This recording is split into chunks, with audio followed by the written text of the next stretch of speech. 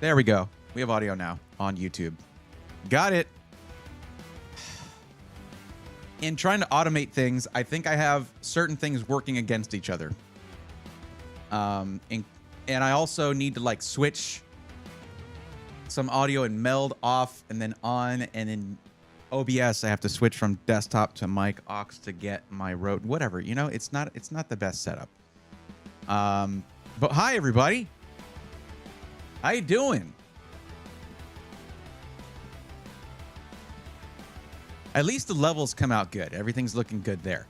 But yeah, Triple B not quite yet on the unboxing yet. No. There's two reasons. I need to wait for word back on something from ASUS because I have two PCs of theirs. But they sent the second one to sort of replace the first. It's a different kind of PC. There's the G700 and the T500. I might be more excited to unbox a T500. It's a very interesting PC. Yeah. I don't think I released that short, so you wouldn't necessarily know which one I'm talking about. I should release the short. Anyways, now the other one is the G700. That's the one that came in with the packaging really messed up. So that's where they were like, let's just go ahead and send you a different one. But my question to them was, do you want me to just take a look at both? Or just send the other one back? So I'm waiting to find out that. The other thing is, I am there's see that right there? Hang on a sec.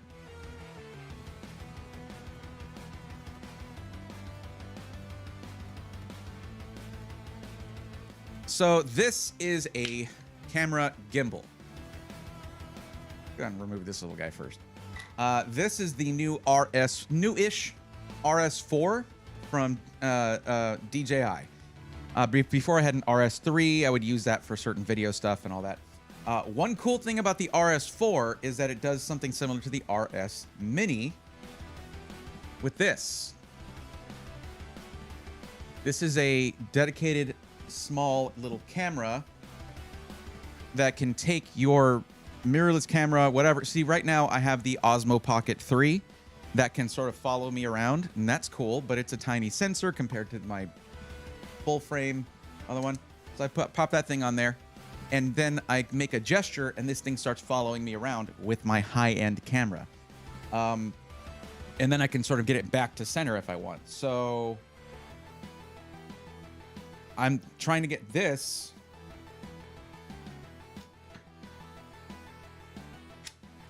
That's a battery, right?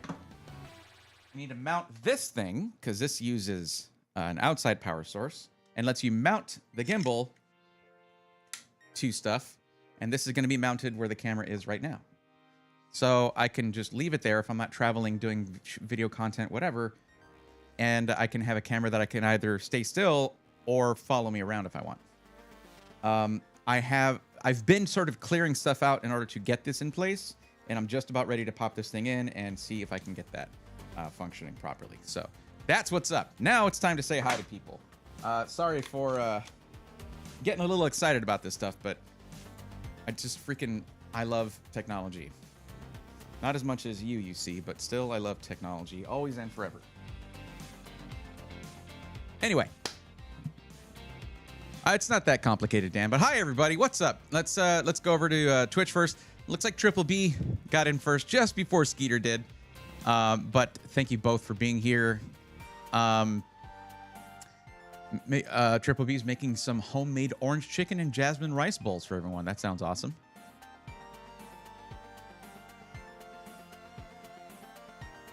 Skeeter reheated pizza is also very good. So I find that a lot of times, like if I get delivery pizza, reheating it is the reheated version of it, because if you do it properly, it comes out great. It's actually better than when it's fresh. But yeah, Dan, it's not too complicated, but welcome to the stream. It's just mounting it is complicated, getting it right. I got to get a similar shot to this at the added height of the gimbal. So I have to basically change my whole mounting setup here, which I have my camera mounted to a very nice sort of L bracket cheese plate, which is it's a plate that you can mount a bunch of camera stuff to, that is mounted to the wall. Braxton, what's up? Welcome. Air fryer is best for pizza. I don't have an air fryer that suits pizza, so I use the oven, but I've been doing that for so many years. You know, Observer Thoughts, thank you for the lurk. Now, looking over at YouTube land, what is going on? Chris Crawford, thanks for coming in early and saying hi. Steve, how's it going? Michelle Melton, welcome. Observer Thoughts being in both chats, thank you very much for that. It's a great and free way to show some support. Anton says, I got to go back to work, but like the stream, cannot disagree. Thank you, Anton, for that. Gary Lee Laster, welcome. How are you? What is up with you? Auto miscorrect, take two, Overlord Breathorn, what's up? It's okay. If your autocorrect is misspelling my name, that's just funny. It's like, I look at that nonsense word and I raise you an even more nonsense word. Breathorn.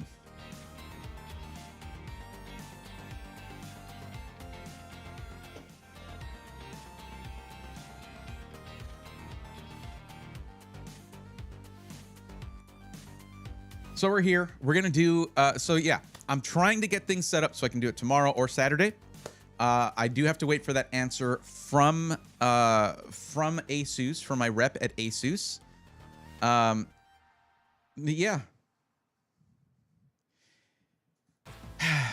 The thing is, I really need to get all this stuff set up properly the first time because I'm going to be doing more unboxings coming up. I need to check in with Alan, but supposedly we're going to be doing a Splave PC unboxing. I still need to figure out whether we'll be able to do the Austin thing where we meet up at his buddy's studio. Apparently, he has a friend who has a studio there. But if I go to Austin, the thing is I'm going to want to do multiple things. I mean, you got Starforge there, you got Ironside there, you got AMD is there. So I don't travel often other than like the big events. So if I travel somewhere, I try to make the most of that travel. Braxton over in YouTube chat, thank you for that. I appreciate it. How are things seeming to you on the other side of the fence there? Man, you shouldn't see a big change in quality, even though the bit rate is much higher on YouTube, which leads to the lag that you experience there. But I'm really glad that I finally figured out how to do 4K to both YouTube and Twitch without having to use just OBS. Because it's apparently in the Twitch TOS that I cannot stream at higher quality. If I'm multi-streaming, I can't stream at higher quality on other platforms than the quality people get on Twitch. It's pretty insecure take from them. It's pretty small-minded from them, considering how limited their platform is in terms of quality compared to YouTube. But I manage, it's at least 4K 30. It's just they can't match the bit rate that YouTube does. And they're not as open about yet about AV1 like YouTube would allow me to do AV1. I should probably flip things because OBS allows AV1. Meld doesn't. So I should probably be streaming to YouTube from OBS and Twitch from Meld. Then I can stream to YouTube in AV1. Let's see. Zintech, what's up? Welcome. How you doing? Looks good here too, but Twitch is much better than it used to be. That's true. I mean, Twitch used to be limited to 720 when I was only streaming through Meld. Yeah. Robert Fixit, welcome. How's it going? Gary Lee Laster says, do you think that Zen 6 will be ready by January, February 2026? Yeah, I do. I do. I think that they're aiming for CES 2026. It's historically accurate for them.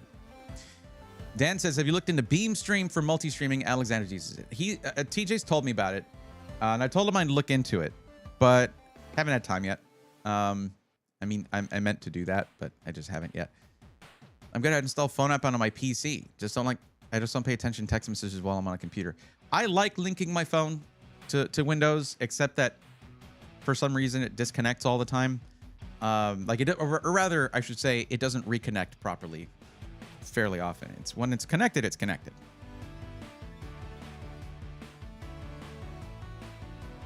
Do you recommend Paradox Customs for your stream?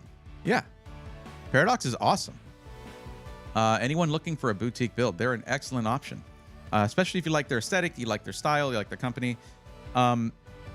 there are a lot of great boutique options out there, but I really like the configurator on Paradox. I like a lot of their default options. One thing Paradox is absolutely great about is they could probably draw in more people, but disappoint those people if they did what some other SIs do and had a much lower starting point for their specs, their default specs, but they don't do that.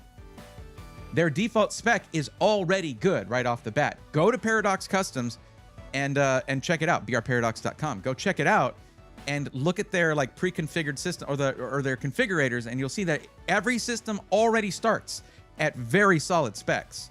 It's like they got the memo that I very aggressively put out there of like, oh, 2K or more, 2 terabyte storage minimum, yada, yada, yada, all that stuff. It's all there. But they could start everything at way lower specs in order to draw in more people. But then those people would be like, oh, if I want my PC to be all this and all that, it's going to be a lot more. No, they're basically like, look, starting point is around here. But you can go in and lower things. You can make it a little bit more accessible if you want. But whatever you get, if you just go with the default, you're getting a solid PC. That's dope. Good, I'm thinking about getting one. Well, all right. Guess who's got a discount code for you? No, Paradox is cool. I mean, I've got like, if you want to, you can go check out from CES, I think it was 2023. I have an interview video with Arpit from Paradox at CES 2024, maybe 2023. I think 23.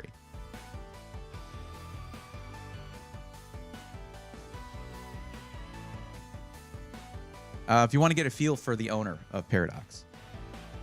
But also, I did an unboxing and testing stream for a system from them. That's the one where I unboxed a PC plus a keyboard, this keyboard, and a shield, that shield. That's one where I need to change the title of that and put Paradox into the name. I don't know if I did that. But I know what the logo is on the thumbnail. And also, I plan on making a video out of that. I recorded a bunch of B-roll of PC. I can basically now go and talk to ADEF, who has the PC. It was for him, and get his feedback on the quality of it, how it's been using it a couple months later, see how that goes. Yo, how you doing? What's up, Stupid Bumpy? How's it going? Welcome. How you doing? If you look at them tonight, I'm thinking about this one Lee and Lee 011 Vision. Braxton, just do the form. Let's do this. If that's what you're thinking about. Sailor X, what's up? Welcome. How are you doing?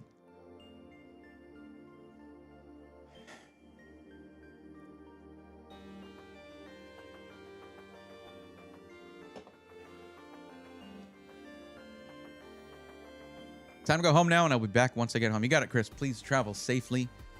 And, yeah, be safe. We'll see you later. See you when you get home. My 5060 Ti 16 gig came in today. Sailor, that's awesome. Do you have that thing installed and up and running?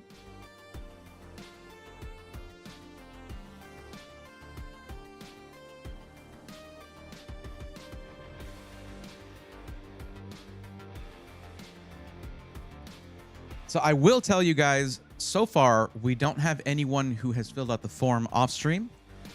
So let's do the talking about that thing. If you are looking for help with getting a pre-built PC or a parts list for a DIY PC build, then I will help you do that for free. That's not a problem.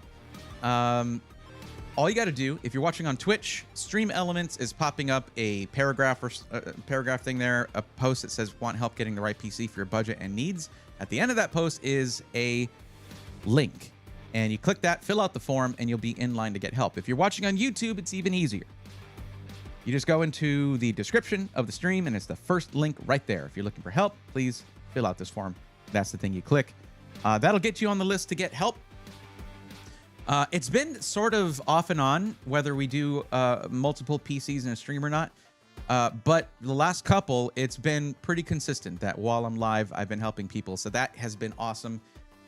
I feel like it's almost a bounce back for the industry, which is great to see. you have a tight budget, you might end up spending more on the case and fans, and you need to try to make sure you get the performance you need before it looks first. RGB is aesthetics, however, it would be your PC. Org Chaos has always has my favorite greetings. Hi, Org Chaos. How's it going? Generally good advice, though. RGB does two things. If you're on a tight budget, as Org Chaos said, it does two things. And it can affect you negatively if you're on a tight budget and if you're a new PC builder. Those two things are true. It can cost you extra. Although RGB is way cheaper than it used to be, it can cost you extra.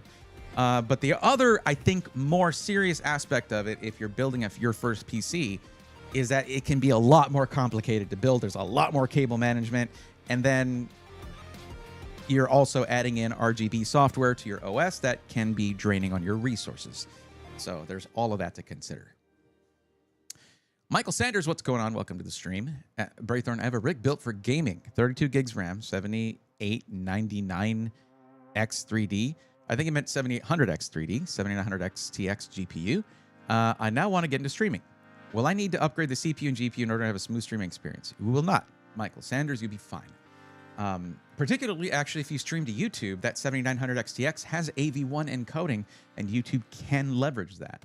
But the encoding for AMD Radeon cards has gotten better and better for every generation that has come out. So yeah, you have full AV1 encode and decode on that GPU. The 7800X3D is 8 cores and 16 threads. That's generally just fine for streaming. You should be fine with that. So yeah, you're fine. The only thing that might happen is this, is if you play a very RAM-hungry game like Escape from Tarkov, and you have a very complicated stream or you have a bunch of tabs open, you could run out of RAM. Because Escape from Tarkov can gobble up 32 gigs of RAM by itself if it goes unchecked, and if you have a couple other things going on. Adding an OBS, Discord, and other things like that to your stream can make it. So basically, go ahead and go for it, and if you find that you're running lean on RAM, then consider a RAM upgrade to 48 or 64 gigs of RAM. It's a lot cheaper than it used to be, and a lot more accessible. Yeah. Pelanex says, yo, I waited until I'm buying my PC next week.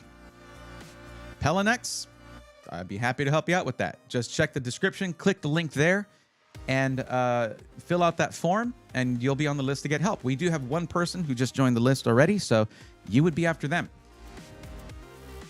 Skeeter Gaming says, cyber power. Why are you saying cyber power, Skeeter? Also, Zelmov, I didn't acknowledge the lurk earlier. Thank you for the lurk. I do appreciate it. But RGB increases FPS. Yeah, Dan, but it's random. Random graphics boost. Can't rely on that. That's RNG RGB. I feel like 32 gigs of RAM is a standard nowadays. But if you want something far greater, you may want to go for 64 gigs. I feel like for streaming, 48 is actually usually more than you need. But again, RAM-hungry games can demand more. As always, I appreciate your advice. Thank you, Michael. Anytime. Hang out as much as you like, and you might accidentally get a bunch more advice. One thing that can also really affect RAM usage is if you like modding games. If you like modding your games, that can add a lot. Minecraft is one of those games where it can be fairly lean and not use up too much system resources, or it can be insane for your system if you start throwing in shaders and all kinds of mods and all of that. But it can look amazing. It's just you need to make sure that your system specs are commensurate with the mod usage. Rage bait, sorry. What kind of rage bait is that? That is like the laziest rage bait I've ever seen, Skeeter. It's just like it's just like you're like there. Apex. What does that do? I am one of the people who does mod games. Well, you can probably attest to that. RAM usage can. So basically, Zentech, try this. Get your task manager going and go to where it's looking at resources. Okay. The performance tab, and then go to memory, right? If you have mods where it's like, you're using Vortex mod manager, you can just go in and turn them all off, run your game, check your RAM usage, turn them all on, and then check that RAM usage again. Okay, hold on. CyberPower has the best customer service experience in the known universe. All right. That, so chat, do we time out Skeeter for lying to you and me?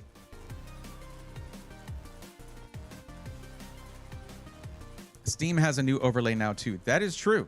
Steam does have a new overlay. I haven't tested it for myself, actually. I'd assume he was referencing... okay, Braxton says yes. So that's going to be a timeout for Skeeter. Well earned, I would say. I mean, you came back, you tried out, tried again, and you succeeded, I think.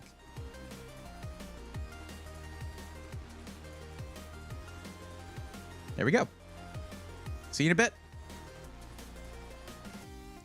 Braxton, you got to understand that purple diamond comes with that pink diamond you got right there comes with a lot of responsibility.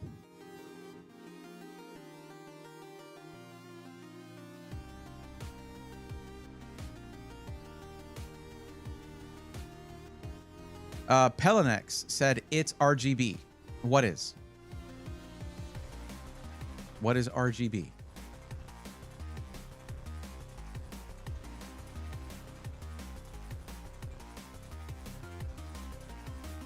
On Windows, it's pretty good. It does show MFG, so multi-frame gen, AFMF versus FPS. That is really cool, and I don't think that NVIDIA or AMD were prepared for that, or they would have found a way to obfuscate that telemetry. At the moment, I have 16 gigs of RAM, but once I do upgrade, I will try out 32 gigs, and if I want to upgrade more, I'll try out 48 gigs of RAM or 64. I wouldn't get you're kind of wasting money there.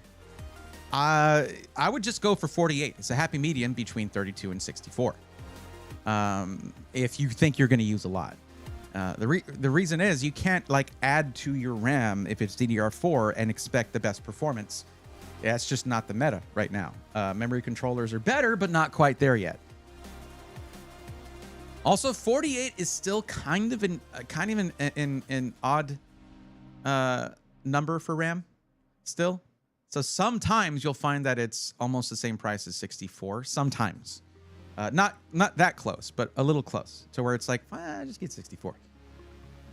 It's more common than when it first launched, of course, which is what happens with technology things.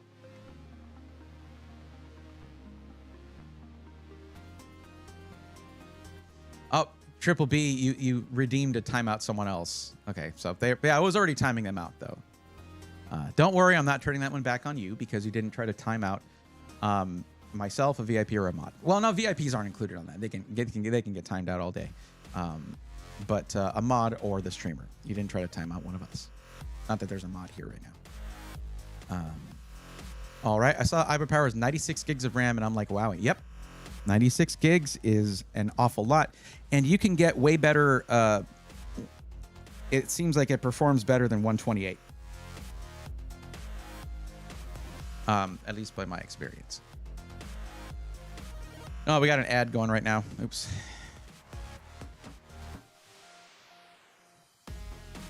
Braxton, you know what to do, though, if you want to let me know that you are on the list.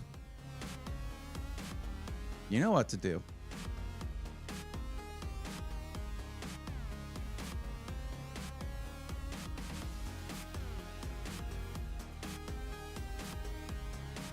All right, there we go.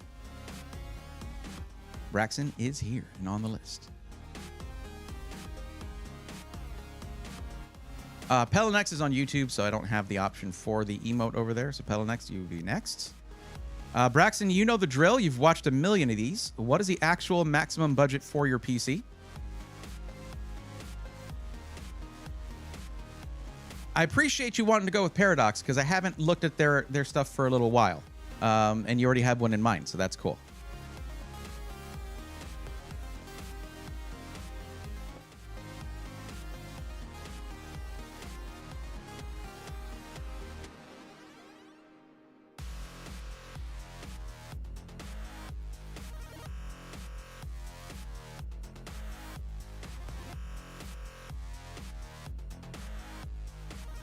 All right, full 5K.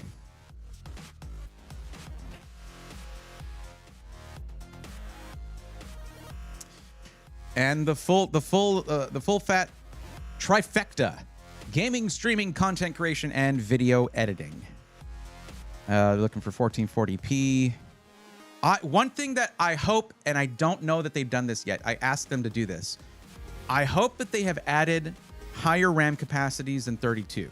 Even for their, now for the high-end systems, I think they do have it. So looking for it in white, want a lot of RGB, and paradox. Okay. All right. Let's see what Arpit's been up to. I know he's been super busy with collabs and stuff. Yo, what happened? What's going on? Oh, nice, nice, nice.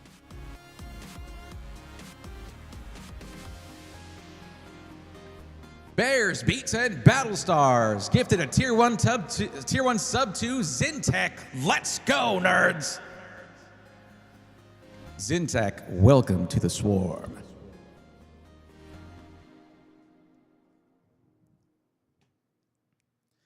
Braithorn, another quick streaming question. Do you use a Stream Deck? Do I use a Stream Deck? Yeah. So let's go over that. So my main one here is the Stream Deck Plus here, and I have the USB hub attachment for the back, which is actually genuinely really cool. And then I've got my, well, I can't really show it because I have everything very cable managed, but I have the Atomic Purple Stream Deck V2, which is my scenes. I have my audio stuff on the Stream Deck Plus, my scenes on the Stream Deck V2, the limited edition Atomic Purple one. And the thing is, they don't send me, they didn't send me that stuff. I bought it all. Then at my feet, I have the Stream Deck pedals. And the Stream Deck pedals allow me to do stuff. Hold on, that's my audio thing. It allows me to do stuff like this without moving my hands. Look, ma, no hands. My audio things that are like effects, I do through my Rodecaster Pro 2. Oh, no, my Rodecaster Duo here, actually. And then I have the most unexpected Stream Deck of all.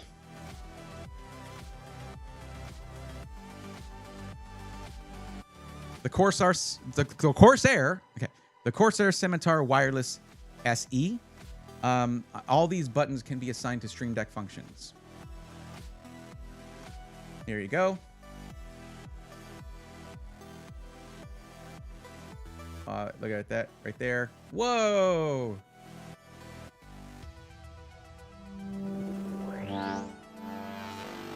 So yeah, I got a couple. There's a very good reason that when like this gets addicting. Control surfaces are absolutely addicting when you really start getting into streaming and plugins and all that stuff, making cool scenes. So whenever someone says they want to do streaming, I absolutely every time look for a motherboard for it with a lot of rear IO, because you're very likely, I would say that you have a better chance than not, that you're going to want to have a few little things like this as time goes on, and they all require USB connections. And a lot of these things, especially some of the Elgato's like external capture cards and external capture cards, webcams, things like that, require USB 3.0 or higher. So yeah, when you say that you want to stream, I'm going to be looking at the motherboard and saying you need to invest more in your motherboard than you would think. Do not cheap out on that, because you will regret it later if you don't. There are some circumstances where we don't have a choice, and we can then go in and add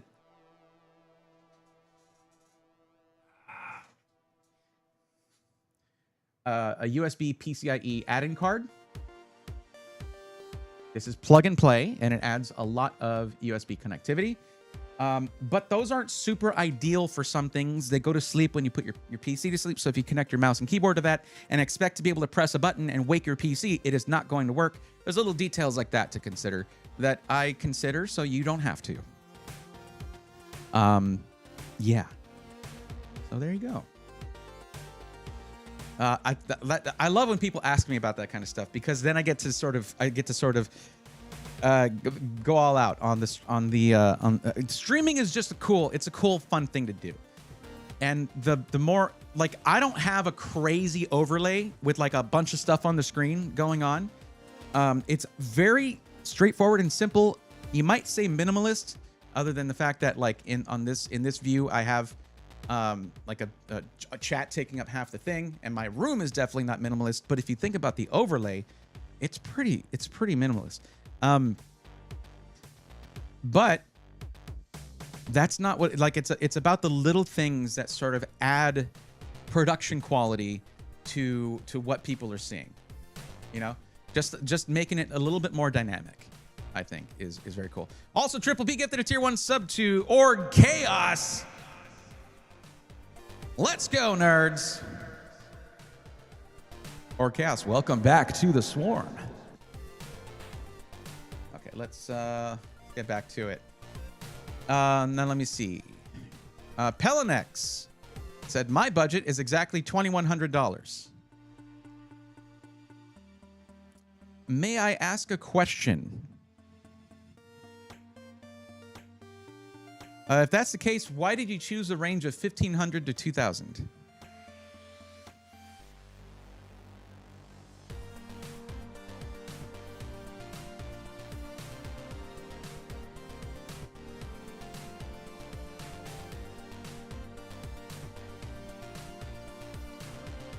Just curious. Live Mixer B850 has 24 USB ports. Well, what is it? ASRock tends to be pretty good about I/O, which is always nice. I appreciate that, Triple B. Thank you.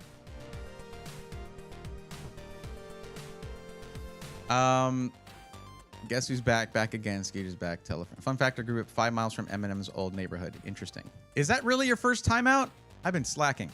All right, let's get back to the build here. So, Paradox. Now, Braxton, you said that you like the...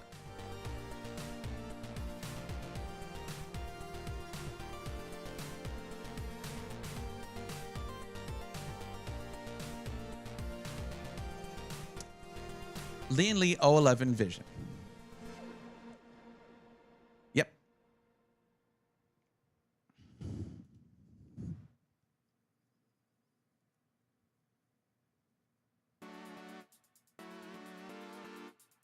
What the hell? Why did it go to the top? Oh, because of that. Okay.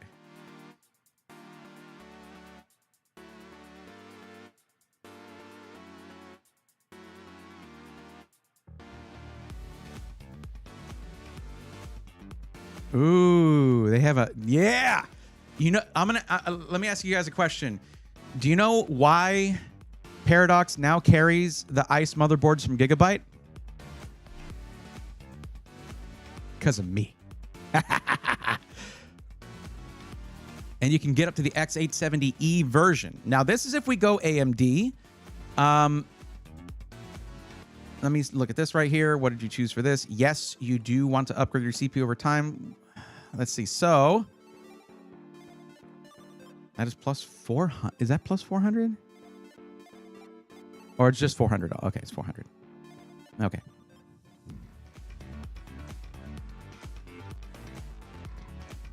Now, because of the fact you're looking at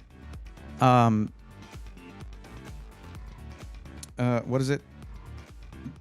Video editing, streaming, we're going to go with the video editing side of things. We want to go with something like you could actually justify 9950X 3D. It's just such an expensive CPU. And you're also looking at 1440p. So you know that X3D isn't helping you a ton. But also your budget is literally $5,000. Now, if we wanted to go and get you the best price to performance option, it would be Intel. But then you have the budget to sort of ignore that. It's just we got to look at the GPU situation, because when you go boutique, believe it or not, it's very easy to just not get a system with a 5090 if that's what you're wanting. Because when you're doing a multi-purpose system, I mean, yeah, where you can actually use the 32 gigs of VRAM, the other stuff just costs enough to where it's just priced out. You're priced out of it. Remember, the average price right now for for a 5090 would take up 3/5 of your budget. Let's see what we have left after 9950X 3D. Upgrading the RAM if they have the option. They better have the option for the higher capacity RAM. 64 gigs is nice. That'll do it for me. Yeah.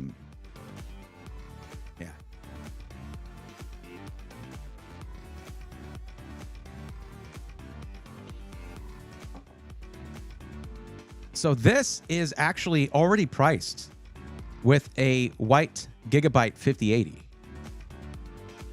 This is what I'm talking about. Am I zoomed in? I'm zoomed in. But you can see most of what I was doing because of the way the configurator's set up. So that's good. We went into this, and it wasn't like $3,700 with a 5060. It had a white 5080 already in the price because it's a white PC. Like, yo, that's what I like to see. What I don't like to see is the price of the 5090. Oh my God. Oh my God. They should have Brailthorn approved check marks on their site. What's up, Dodger Dog? If they have a coupon code, they basically have that already. I'm waiting for the Lee 011D Mini V2 to come out at the end of this month to be my case. Nice. What's up, Tanmay? How's it going? Get the barbecue sauce out for the roasting. Gary, I do not roast like I used to. Yeah, we're gonna raise the total storage. Yeah, damn. So here's a thought, though. Here's an interesting thought. I'm going to show you something, and I want your opinion on this.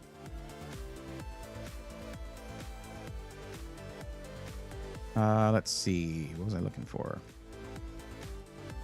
I need to ask you, what program are you using for video editing?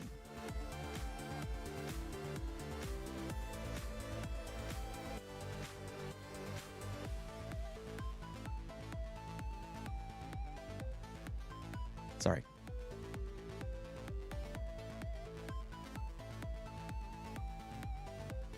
Are you using Adobe Premiere Pro?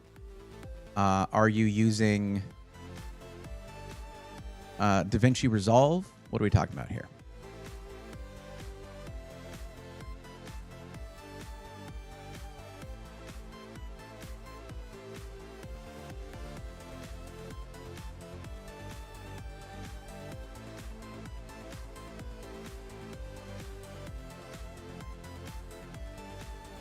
DaVinci. Okay.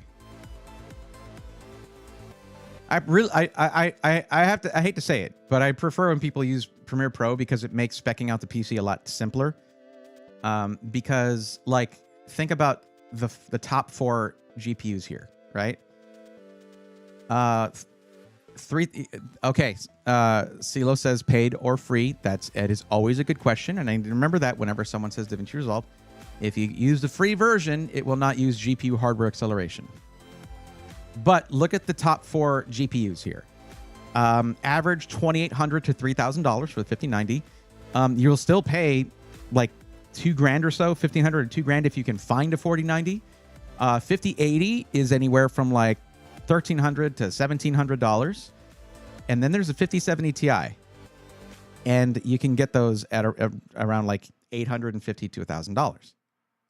And it's right there with the 5080 and the 4090. Like, the scores are almost imperceptibly different. The only one that gets a serious bump up in Premiere Pro is a 5090. Now, this does change a bit if you go for DaVinci Resolve. It actually is a little bit better because, well, actually, no, it's still in 4th place. It doesn't really change at all. 4th place, yeah, it's just that these two switch. But they're still imperceptibly close to each other. So, yeah. I'm happy to be in the top 7 of that list. I mean, yeah, if you're there, you're usually fine. But yeah, Braxton, is that are you? Do you have the professional version of DaVinci Resolve, or is it you're still using the free version? Bergie, welcome. How's it going? So if we go here and we switch, it's going to be a $650 difference. This is a really premium white GPU. That is going to be more than your average like Asus Prime. You are paying the white tax on that. Now, if we go back to review selections and we go to, like, that puts us at $38.95.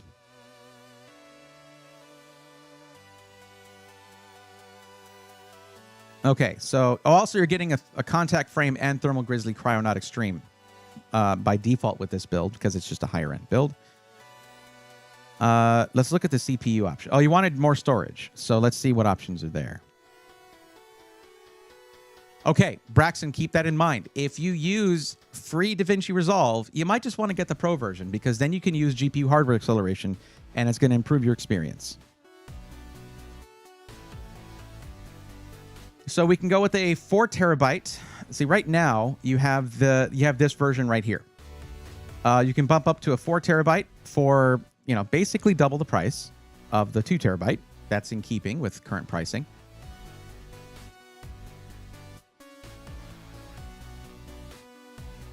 Isn't the best GPU for editing and workstation is the Pro 6000?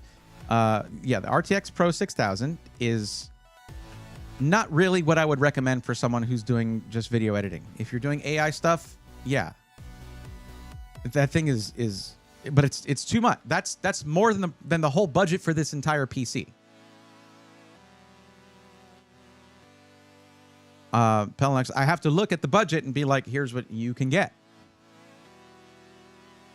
Now, the option is also available to go up to a PCIe Gen 5 drive, all the way up to 4 terabytes. But you're talking about double the price of the standard 4 terabyte, though you do get double the speed. That's not going to be as present of an upgrade as the capacity upgrade by itself. The capacity upgrade you'll feel all the time because storage is just there. As for speed, you'll feel that just now and then when you move large files. Because that speed upgrade is going to be most noticeable during sequential writes or reads. So, yeah. Even the audio waveform is not visualized for some audio formats in free Resolve tier.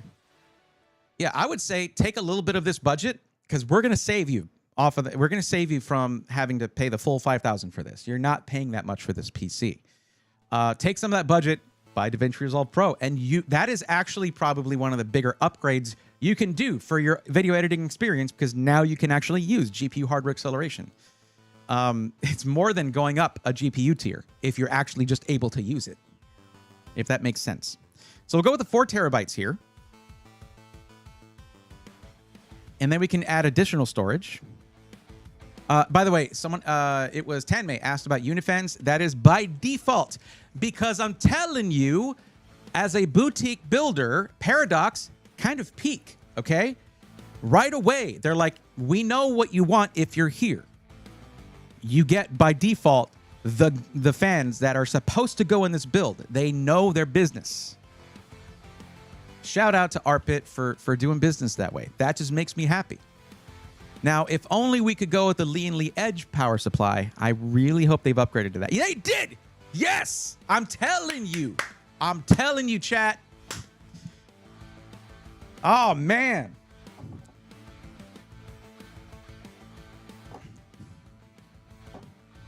Look at them and explain the difference. Are you talking about the power supplies? I don't think I need to explain a whole lot.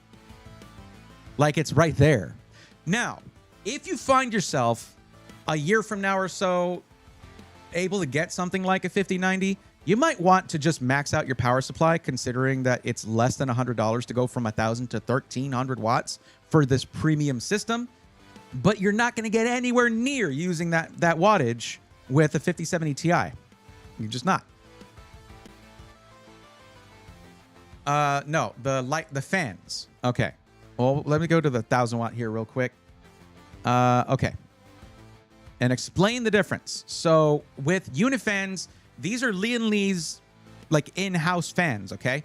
These fans link together physically and electrically, right? Like for RGB signal and for PWM fan power and signal, so that you only have one set of wires coming off of it. off of a set of 3, off of each set of 3 or whatever, or pair of 2 or whatever, so that your cable management is much better. They also have very clean aesthetics, and I feel like you can get some of the coolest effects from Unifans and the Lee & Lee Connect software, cooler than the effects that you can get from Corsair and IQ, because you can separately control. If you look at like, okay, these are the TL Infinities, so these don't have as much RGB, but you can go with these, or you can even get the LCD ones if you want. The LCD ones have little screens on the center of the fans. I could even zoom in and show you a little better. These are screens that you can actually put stuff on. I'm not a big fan of those, ha ha ha. But also these TL fans don't show it very well, but this white part here is actually RGB. And I don't think the fan hub is RGB unless they just have it set to white, which is kind of terrible for this picture. But yeah, so you actually do have RGB. It's these lines right here. Now, if you also have hub lighting, you can actually control them separately. And I've done some really cool effects with those in the past. You'll see them when I show the B-roll for... I did some very special setup for Adef's PC because his favorite color is orange.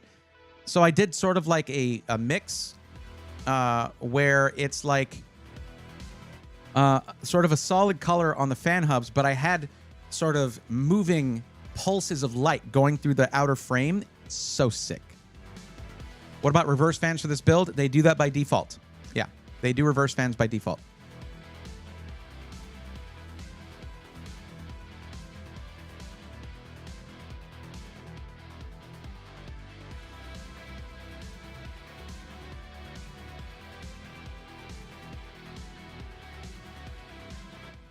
Now here's the other question. Okay, well actually let's add more storage. Were you looking for 6 terabytes? You said? I think you said 6, right? If you think, okay, gigs storage, up the gig storage total please to 6. Okay.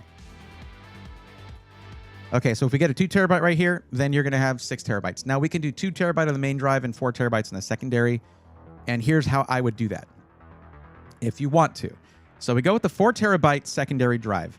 And then on the main drive, your boot drive, you go with a 2 terabyte PCIe Gen 5. And here's why I say that. Instead of 240 for a slower 4 terabyte drive, it is 300 for this faster 2 terabyte drive. Now that is considerably higher than you would get it just at retail right now. But all your OS, everything's going to be loaded onto this. Any active projects you're working on can be you move them into a folder on this drive right here, and that way when you're scrubbing your timeline, it's just reading it super duper fast. And so your OS is going to run on the faster drive. And then your secondary drive is still PCIe Gen 4 up to 7,400 megabytes per second, sequential read speeds, all that good stuff on your secondary storage drive. To me, that's kind of a peak setup right there. Okay, you're happy with that one. I like that. Okay. Unifans don't need separate wire management. They use pogo pins. Yep, that's what I was saying about it.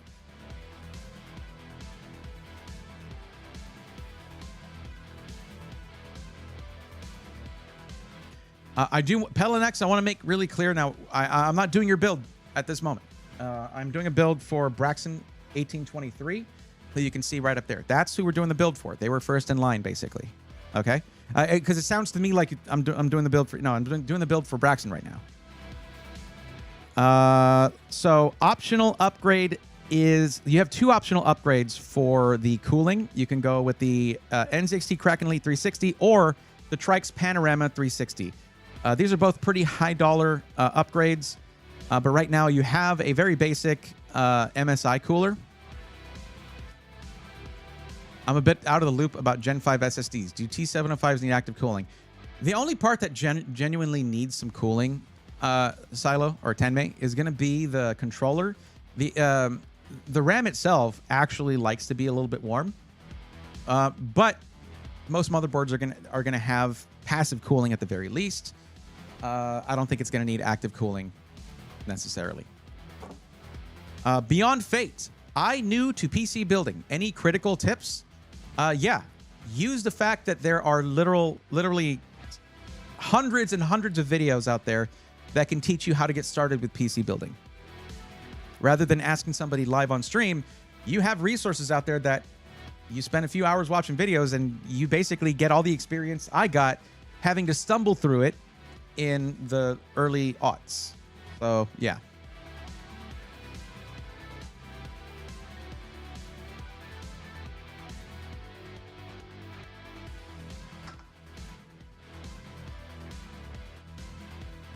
Also, if you're looking for help with when it comes to figuring out what parts to get, I do offer free help with putting together a parts list if you're trying to do your first DIY build, or with getting a pre-built. Now, a great tip for someone who's new to PCs is actually to get a pre-built and not build it yourself. Like, that sounds great and all, and you'll have incorrect people out there saying like, oh, you're not a true gamer if you don't build your own PC. That's stupid and dumb and stupid, because gaming and PC building are two different hobbies, and you don't have to do one to do the other. But getting a pre-built is awesome because you get warranty, it's already built for you, the compatibility is guaranteed, and it's upgradable. So you can learn by starting on upgrades instead of an entire PC build where you got to stress about, oh, it's not booting. Now I got to, like, what would take me an hour to troubleshoot for a PC that's not posting might take you 2-3 days. So, yeah, pre-builts are goated. They are the best gateway to PC DIY, and I will die on that hill. Peter, what's going on? Welcome. Gen 5 M.2 slots also tend to have thick Mobo heat sinks, or it might be a model with a thick heatsink of its own. Correct. Yep, absolutely, Org Chaos. Trike's Panorama. All right, Braxton going premium on the cooler. I do love this cooler. I wish it was cheaper, but it delivers when it comes to the aesthetic, 100%. Now we are at 4630. But I think you still have more than enough to get yourself the motherboard. What's its I/O look like? I'm not too concerned about it because it is a very nice motherboard. It could be a little better, but if it's not enough I/O for you, you can very easily add an add-in card to this, like the one I showed before. Just don't hook up your mouse and keyboard to it, and you should be fine. To the add-in card, I mean. Like in this, they put VRM cooling fans, so they basically got rid of some of the space where you would be able to put USB ports. Yeah, let's go here. Here we go. So this is it right here. And yeah, there's better I/O out there, but there's not better aesthetics. So this is basically a balance between the two. Now you do have dual USB 4, and there are some fantastic hubs for that.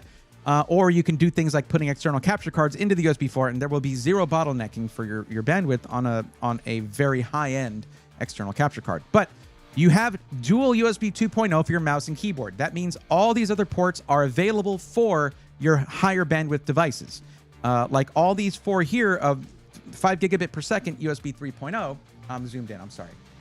There you go. That's all that was hidden, was that right there. Sorry. Now, all of these right here, you can run things like Elgato Facecam or Facecam Pro because it just requires 5 gigabit per second. But here you can do things like external storage, or on these 10 gigabit per second ones, external capture cards, things like that. And then you have 40 gigabit per second on these two USB Type-Cs. 2.5 gig Ethernet, I think, is not ideal here. It should have been 5. However, they, most people aren't going to have higher than 2.5 gig internet at home. So, yeah. And plus, you really, if you're just kind of streaming and gaming and doing stuff like that, you don't have a whole lot of need for anything higher than that. Wi-Fi 7 is included, as well as a Q-Flash Plus button right there, so you're good to go there.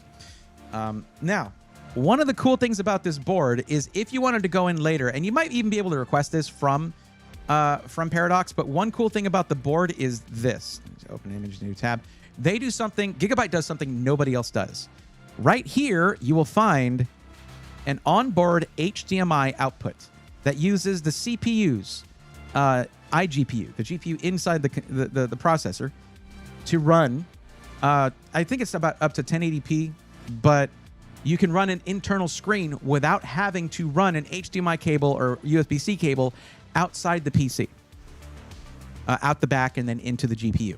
This means you can have an internal screen other than the Trikes one that you're going to have there, have an internal display that's running off of this rather than running off of your GPU and taking up one of those displays. No one else is doing this, and I don't know why. No, but it is absolutely adequate for what you're doing, 100%. And you can add in one of these PCIe add-in cards if you just genuinely need more USB ports. It'll just go into one of these slots right here.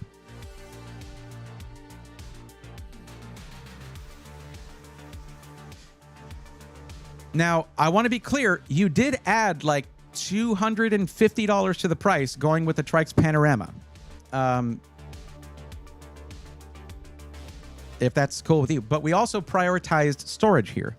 I don't know if you want anything like Lee & Lee streamer cables in there for just maximum RGB, but we are still, before my discount, a good, $370 under budget.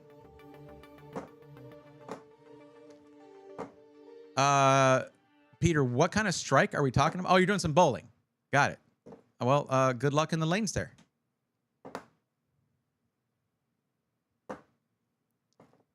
All right, Chris. Glad you made it home safe. Everything's good. Welcome back to the stream.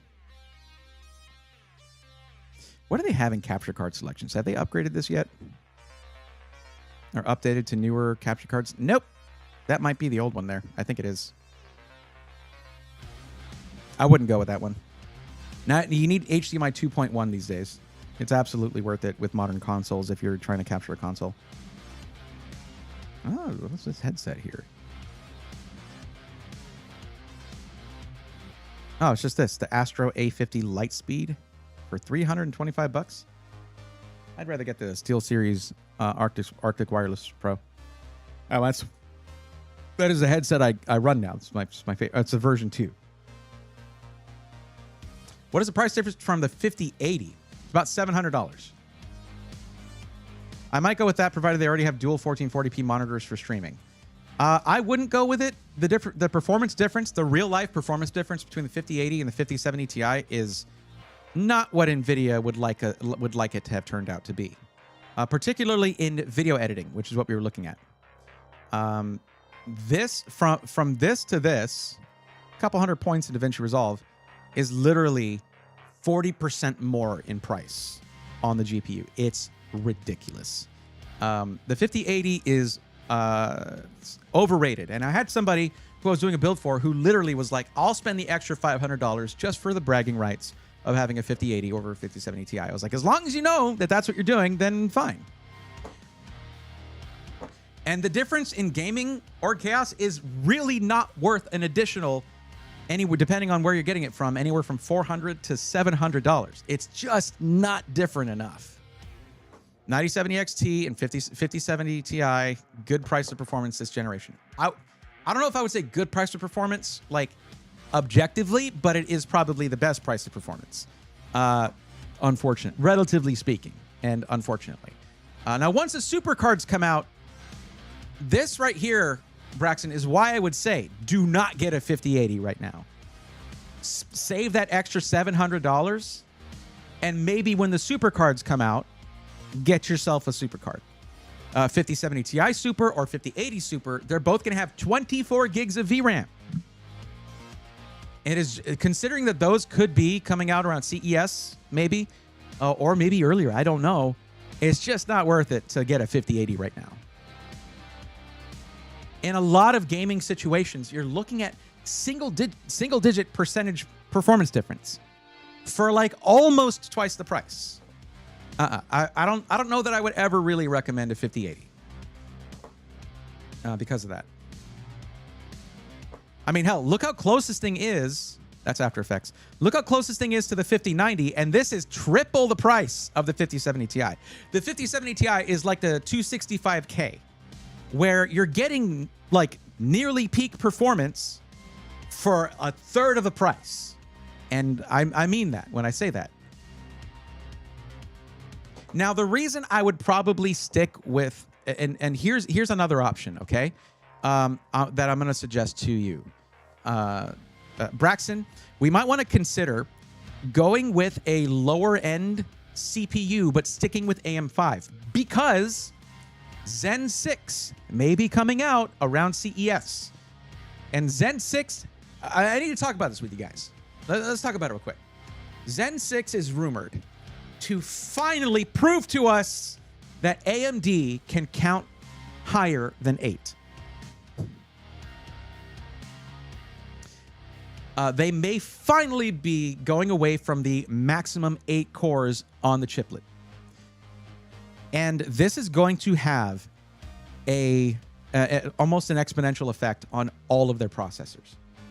Because Epic runs on chiplets, 8-core chiplets. You're looking at going from a max 16 core to 24 core on the Ryzen 9. And I don't know if they're going to call it the 11800X3D. The 11800X3D is going to be a 12-core, 24-thread X3D CPU. Like, that's bananas. Threadripper, Zen 6 Threadripper is going to have an ungodly core count. Ungodly core count. And I think when people see that 4 plus, that 8 to 12, they don't realize that. AMD should have done this forever ago. They should have done this in like 7000 series. But Ruruchu mentioned the process node is probably not refined enough yet.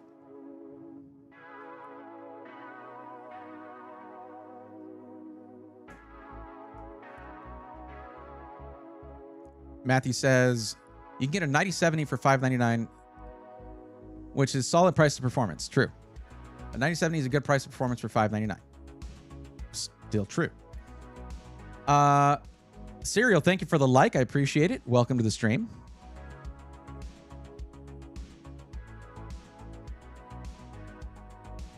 AMD might curb stomp Intel if Intel can't recover, and Intel's looking more like the old AMD FX Bulldozer processors at the moment. I don't agree with that.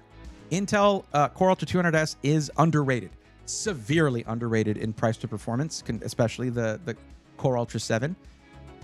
If Intel can continue to offer that kind of value, I mean, 20 cores for $250 and near top of the line video editing performance. Forget about it. It's amazing for those who aren't just gaming, which is a higher number than most people would like to admit, I think. Now, the downside of them is them just offering a refresh for Core Ultra 200S coming up. And then they're going to change the socket. So that's essentially, functionally, a single CPU generation for LGA 1851. And then they're adding 3 pins and saying F you for those who actually supported us during these trying times. But, or Chaos, have you heard of what they're potentially doing with Nova Lake? Core Ultra 9, 52 cores. Just going from 16 to 24 on AMD. Like, it's going to maintain their gaming, no, that's not true. It's going to, because already 9800X3D is sort of unbeatable in 1080p. They're going to maintain their lead on gaming essentially with X3D, but they're going to start catching up in other tasks. It's just, Intel's going to keep outpacing them in core count. Unless they're going to do more than 2 CCDs in a consumer desktop CPU, and I don't see them doing that.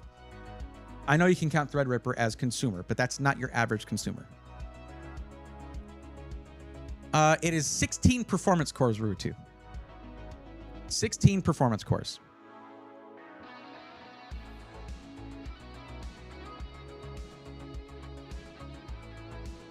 Yeah, prosumer is the word there.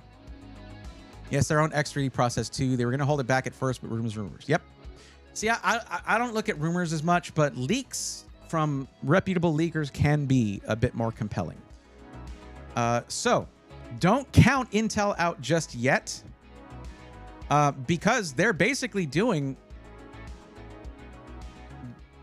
kind of the opposite of what AMD is doing. And that hasn't worked quite yet, but I think it's finally going to pay off. And they're also doing the higher cache, which, as y'all know, for gaming, cache is king.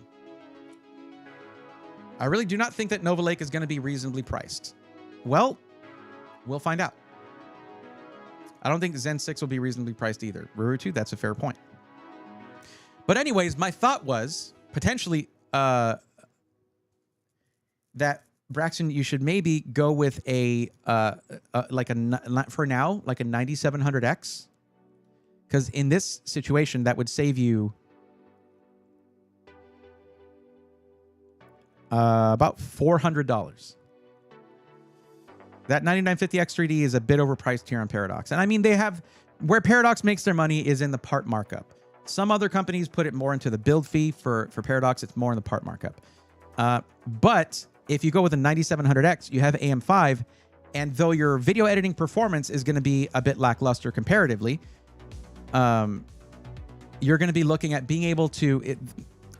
I'm thinking Zen, myself and other content creators, tech creators are thinking CES 2026, so about 6 months away, for the launch of Zen 6. You give that a couple months after that for them to get the BIOS right, and then you can basically upgrade the CPU then and get a major uplift in performance, and you save $400 on your PC build.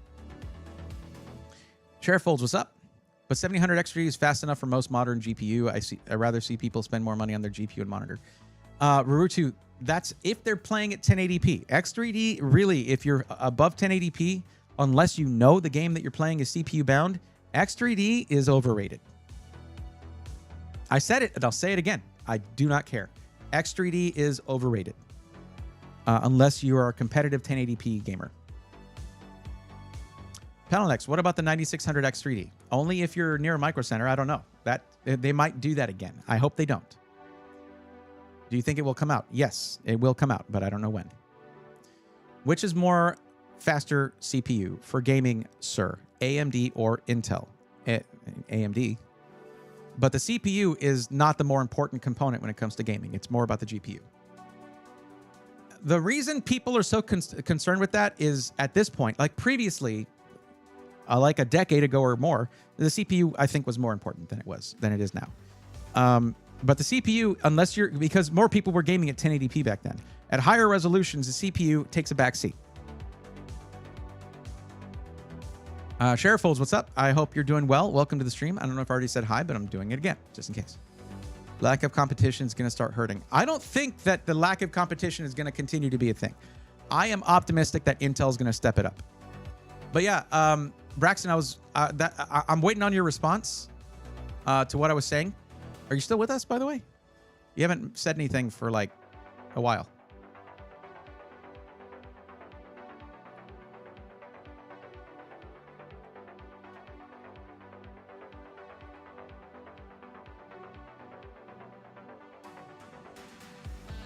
Oh, you said, what about letting them do PC optimization? You did ask about that. PC optimization. I honestly think oftentimes it is a waste of money. I don't think that Paradox should be charging for that. I think you should be getting an optimized PC right out of the box.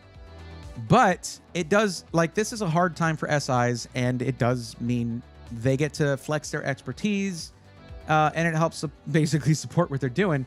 But PC optimization is something that you yourself can ruin very easily. It's a temporary thing, essentially, in most cases. There are some things that, but I think that PC optimization is something that you can also do yourself by watching a couple YouTube videos. So I'm not big on pushing people towards that. Now, if you've already got a PC, you've been running it for a while, having someone optimize it for you can be helpful. I think it's more helpful with it's like you bought a brand new sports car and it's like, oh, let's give it a tune. Like, no, just drive it like that for a while, then give it a tune, then up the performance, whatever. It doesn't quite, that's not quite as logical as the whole like hardware upgrade thing. But in general, I think your money is better spent on hardware upgrades rather than sort of ephemeral PC optimization that you won't even be able to tell the difference because you will never have used it without that. It's not the competition. It's TSMC new node costs more money. Same for Intel A18. Well, I mean, yeah. TSMC has usually been pretty open about the fact that they're basically cranking up the cost for everybody. That's what happens when you have a monopoly. Almost what you recommend. Okay. Okay. Well, here's the reason. Here's the reason I need your input on it. You did say yes to the question that asks, do you plan on upgrading your CPU over time? But 6 to 8 months is not a lot of time. But saving $400, you'll feel that immediately. I would say, I don't know what the hell they're going to call their next CPUs, because 11,000 series just does not roll off the tongue. But an 11950X, I guess, is probably going to be a massive upgrade over, like, it's going to be more beneficial to you than something like a 9950X 3D. Okay, they might, first off, it might be 24 cores and 48 threads instead of 16 cores, 32 threads. Also, you don't need X3D for what you're doing, because you're doing content creation, streaming, and yes, gaming, but at 1440p or higher. You might be going to 4K at some point. 4K monitors, hell, with the savings going from this CPU down to this one, you can get a sick 4K monitor at this point. So maybe not an OLED one, because then you add a little bit more to that. But with the savings you got going from a 5080 down to a 5070 Ti, that's an OLED 4K monitor. That's going to be absolutely monstrous. So, but yeah, my suggestion is going to be, because we're just half a year away from them announcing Zen 6, very likely, unless there's some kind of delays, I would say go with something like this, unless you're just like, I'm not going to upgrade to Zen 6. I just want the best I can get right now. That's why I need your input. New motherboard necessary? No, Super T30. That's the thing about AM5. And that's why you get a better motherboard by default when you're getting AMD AM5 motherboard, because you're going to keep that motherboard for a long time. NVIDIA is supposed to be releasing their own CPUs soon, but I feel like they're going to be too niche to really compete. But we'll see. Rumor has it it'll be more for a Linux-type system, which is fine for some, just not the average consumer. Yeah, they're going to be too niche. Once they join the market, it could help the prices go down. Unlikely. NVIDIA, when has NVIDIA ever helped prices go down? Best you can get right now. Okay. So with this, we're at 4630. One final question for you. Do you want to get the, as of right now, unnecessary 1300 watt power supply, or do you want to stick with the 1000 watt? The price difference is $70 to go from a 1000 watt Lian Li Edge power supply to a 1300 watt. You're not going to use it. You're not going to use that 1300 watts. But if you upgrade your GPU, say with 60 series or 70 series, Lord knows, NVIDIA ain't doing anything to lower their power requirements. It's only going up. I would do this for $70, but I can change it back if you want, because we're still $300 under budget before my discount. Okay. All right. That's a sick build right there. What do you think, chat?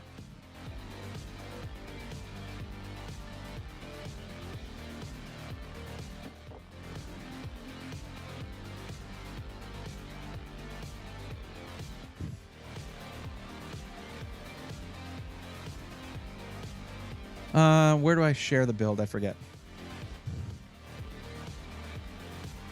I wait for that poor power connector if the consumption goes above 600 watts. Well, what's going to happen is you'll probably need to do this. Tanmay. You'll have to have this 12V 2x6 and get the dual 8-pin adapter and have dual 12V 2x6.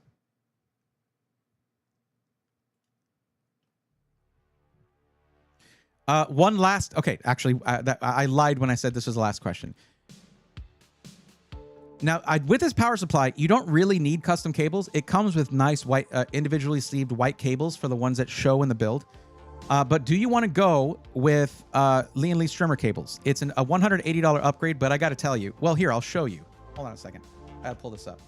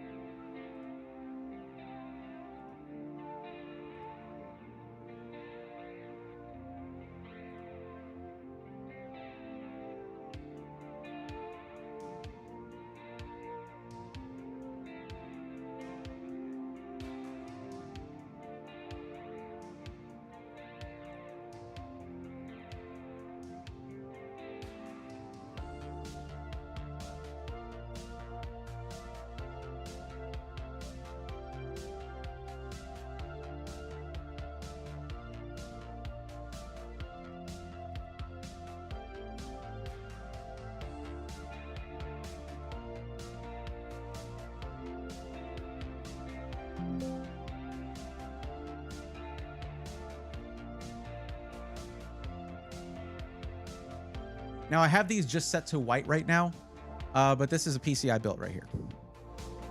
And those are the Lee & Lee streamer cables. That's a little crooked right there. I just needed to manage it. I took the picture pretty quickly. That's a black and white build that I did. And these are just set to white, but they are going to be in a color. Yes, I love the cables. All right.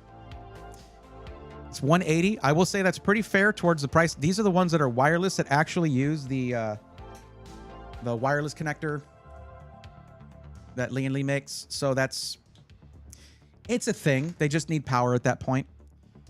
Okay, there we go. So we add to cart. And then we share cart.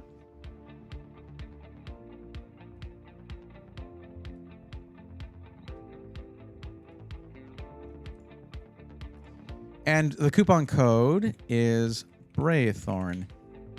Let's see what that comes out to.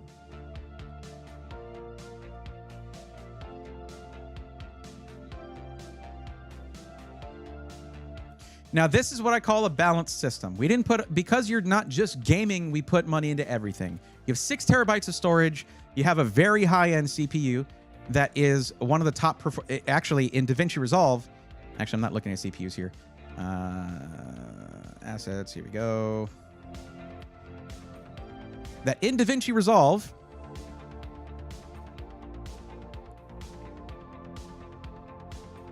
is the top performing CPU on the market for DaVinci Resolve.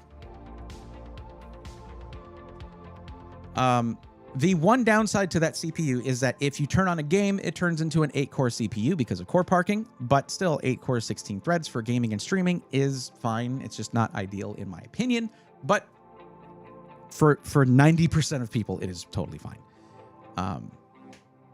Mickey the Fox, XO, what's going on? Welcome. How you doing? Yeah, it's still a bit of a meme to call them wireless, but it's an option when 2 USB connections are in short supply. Yeah, USB 2 connections are in short supply. Absolutely. Remember, or Chaos, though, that Edge power supply has additional USB 2 connections built right in, a hub, which is super sick. Like, why did it take till 2025 for that to be a thing? At least Lee & Lee knows that they're one of the causes for running out of USB 2 ports, USB 2 headers, rather, on the motherboard. Great. Are you also a Windows 11 hater like me?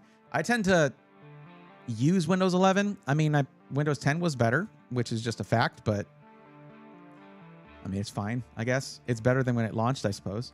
But I wish they would stop trying to steal everybody's information so hard and gaslight everyone into using Microsoft Edge. Most of my PCs are 8 gigs DDR3. Well, that's technically not supposed to be compatible with Windows 11, so that might be why you hate it.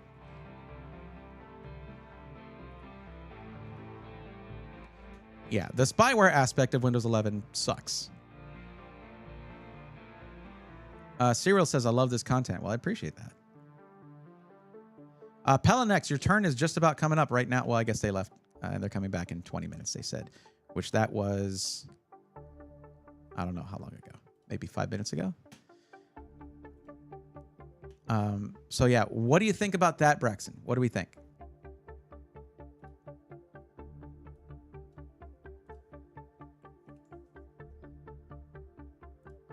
There's that recommendation. There we go. I was going to check how much it came out to with my discount. Let's see. Coupon code. Braythorn. I know that guy. Weird name, but nice guy overall. I should take about $140, $150 off. $122 off right there. Bringing the price down to $47.58. Yeah, don't forget code Braythorn. That's $122 back in your pocket. Revenge 1736. Can you help me with my GPU? Is your GPU threatening you? Do you need help right now? If your GPU is threatening you, please hang up and dial 911. Revenge, what's going on? I probably can't, just being a streamer, being live right now. This isn't really a troubleshooting stream. I help people get PCs, not fix them. But sure, tell me what's going on. Wait, what's spyware aspect? The whole thing where it takes screenshots of everything going on every couple minutes or every 30 seconds or whatever. But that, I don't know if they disabled it, re-enabled it, whatever. It just sucks. And of course, just anything. And you move all your stuff to Edge and it's like, oh, we're going to sell your info. Thanks for using Microsoft Edge.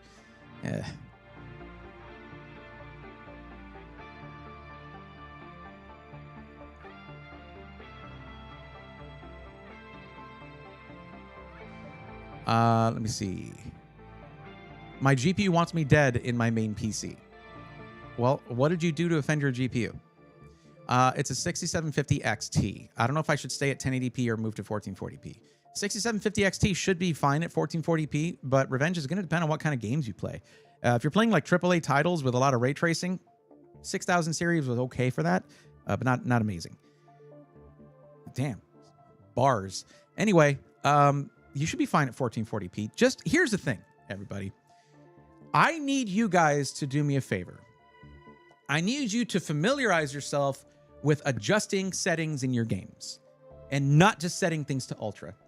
The number one thing that's making your FPS plummet, it's users a lot of the time. Because it's like, oh man, I spent this much on my PC. I want to set it to ultra. It doesn't matter. If you spend $10,000 on your PC, ultra settings are mostly useless.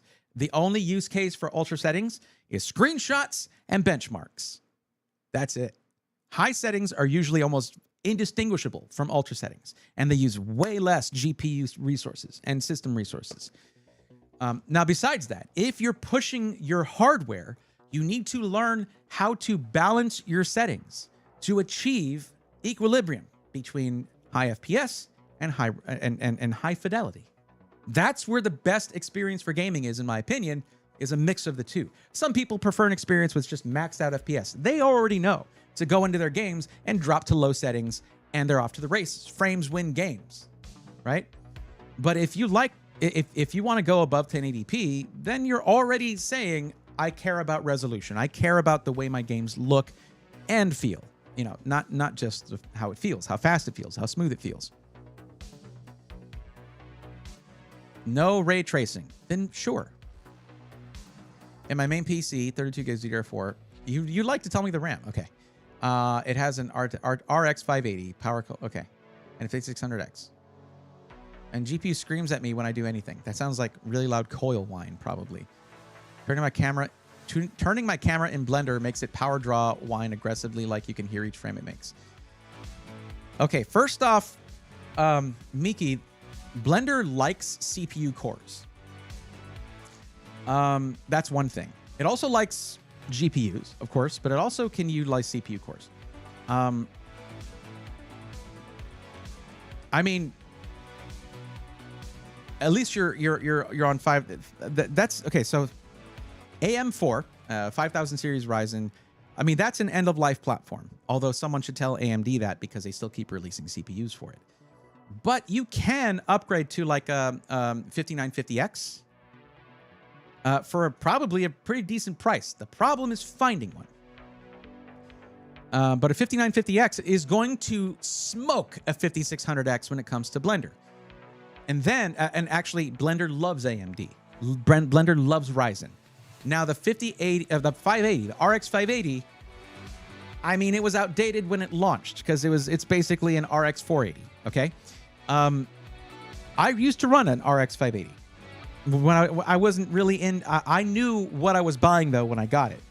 I didn't have a lot of money to upgrade my PC, and I just wanted something that was a little bit more modern than the card I was running before that, which was a lot less modern. That's the thing though, is one thing you'll find about PC building enthusiasts is that, like what we're seeing here, they don't necessarily have the latest and greatest stuff. Part of that expertise is applied to squeezing the most performance out of older hardware. There's a joy in that. There's definitely a dopamine rush when you're like, okay, I can play modern games now. I tuned this, I did that, yada yada. Okay, but maybe it's time to say that you've gotten your money's worth out of the RX 580. Maybe, I don't know. Michael says, Braithorn, last streaming question. I have the B650E tough gaming Wi-Fi AMD. Okay. Yeah, if you don't have a lot of IO, Michael, it's an easy answer. You just get yourself one of these. They're like $30.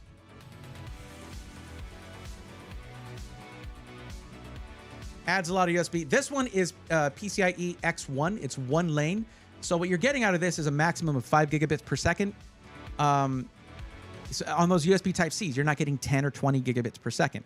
But if you have a a PCIe, 4 lanes of PCIe slot available, you can get one that can do up to 10 gigabits per second. But the main thing is this. On cards like that, do not put your mouse and keyboard if you like to put your PC in sleep mode and try to wake it from your keyboard or mouse, because that slot goes to sleep. So you need to have that plugged into your motherboard IO or front panel IO, and then it'll work. But that's like $30. It's really cheap to get those cards. And they're plug and play. They come with like a little CD, and it's like, I don't even have an optical drive. Why are you sending this? Windows has the drivers for this. Shock and Awe says, I don't even need a new system, but these streams are fun to watch. I gotta say that that makes me happy because like there's everybody who's here. Let's see, what do we got? 40 people on YouTube and 32 on Twitch. I have like 3 people who have said they need a PC. I would not have predicted that PC matchmaking would have a hype factor to it, but it kind of does. And plus, there's a learning factor too. Sorry about that. Which one? RX 580 8 gig or RTX 2060 6 gig? I'm broke. Don't judge. I'm not judging. I mean, if you try to do any ray tracing stuff on an RX 580, it's just not going to work. If you want to get into entry-level ray tracing, the 2060 is going to be a better option. Plus, between those two cards, Zeeth, you didn't tell me anything about what you're going to use it for. But if you want to stream, you need the 2060. You don't go with the RX 580. Trust me, I've streamed on an RX 580. It's not fun. It's not great. But the encoder on the 2060 is the same encoder on the 3090 and 3090 Ti. The Turing-based NVENC encoder, or NV encoder, I should say, because that's like saying ATM machine. That is a way better card for streaming. Pelnex is back. Good. Your turn is now, actually. Young Drippy 2, what's going on? Bro, I need a good beginner PC with one... Okay. Yeah, Drippy, please do me a favor. Look at the description of the stream. The first thing there is a link that you can click. It's a form that you fill out. And what it does is it gets you on this list right here.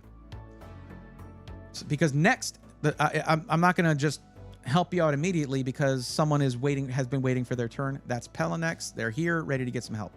So basically, all the stuff you tried to put in chat, you're gonna put it in the forum, plus more information that makes it easier for me to help you out properly. So please do that, and you'll have a spot in line to get some help.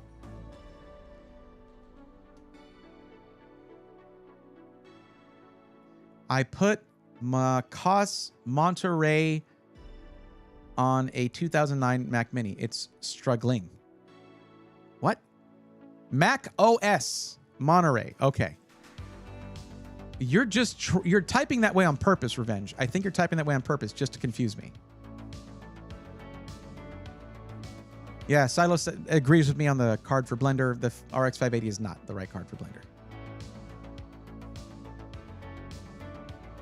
When I play games like Minecraft, I either do minimum settings or maximum. I don't have an in-between. Either go to Moon and Frames or the Deep Depth of Hell for ray tracing.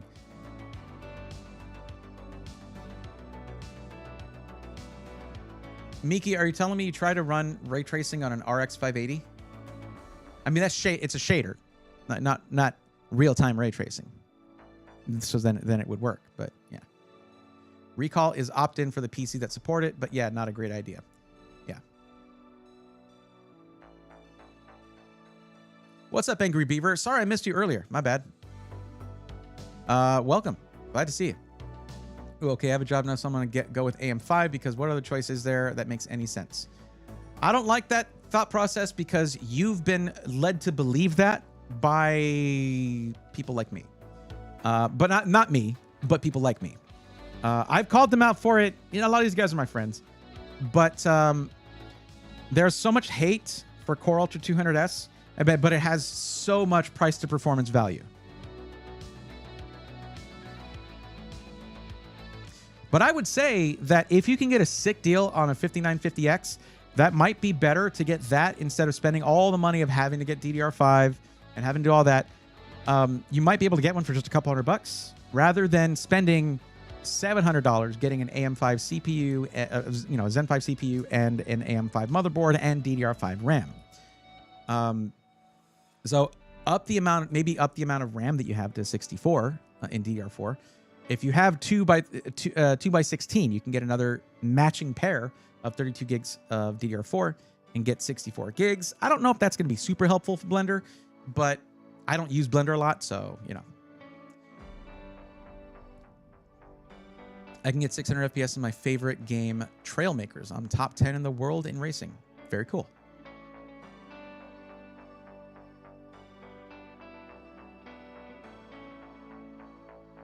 It's fun to watch, and I've learned a lot, says Bergie, because of you. When I did my build, I got the 9700X instead of an overpriced X3D and a King 95 Pro. You must be gaming at 1440p or higher. Can you add me to the list? You have to do that yourself.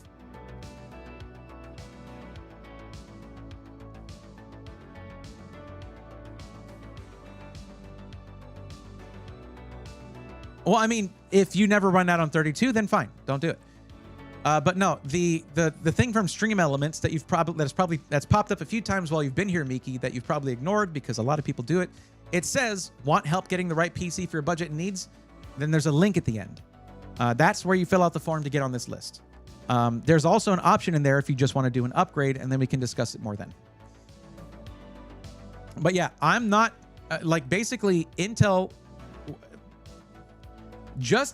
Listen, just because Intel came out with Core Ultra 200S and focused on efficiency and power draw and heat output, they got so much hate because they couldn't beat X3D.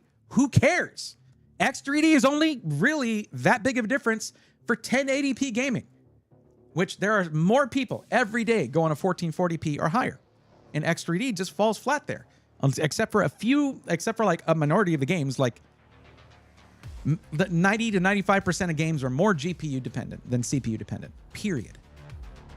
So once you get above 1080p at that point, it's more GPU. So X3D was just glazed to death by content creators and reviewers and whatnot. But it's hardly useful to people buying PCs nowadays unless they're Shroud or someone out there who is a 1080p competitive gamer, esports stuff. So if you look at that and the fact that you can get the 265K for like $250 instead of a 9800 X3D for $450, and then you have way better performance and other things. Oh, well, that's a lot of emotes. Yo, that's a thing that happened.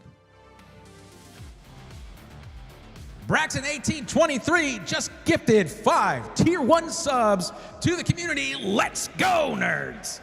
That is a tier 1 sub for Avru WTFF, Automoto CS, SenseCom, Skatoodle, love that name, and Cloud9 Bomble 4, Bombla, maybe? Welcome to the swarm.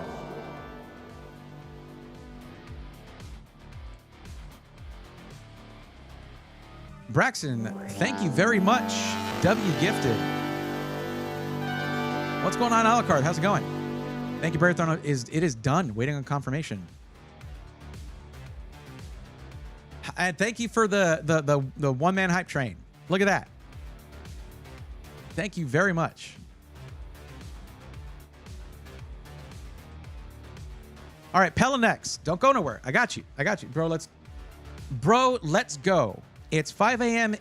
in Egypt. I waited for your stream. Okay, but it is still free help. This is the first time, Pelanex, that you've told me that there's any time limitation. So you can understand if I didn't automatically know that. But all right, still rocking a 3080 Ti, but I don't play anything too taxing. 3080 Ti is no problem. It'll still take care of you. You're good. Okay. So Egypt, let me ask you this. You are looking for a parts list. Well, let me find out. Let's see. Let's go to PC Part Picker.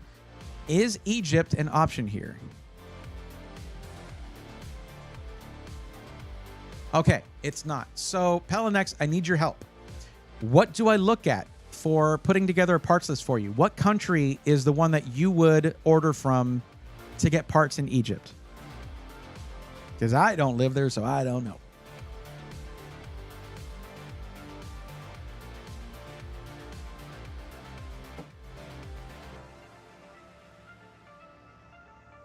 Do I fill out a form if I plan to get a PC in a while? I can buy it in a month lowest.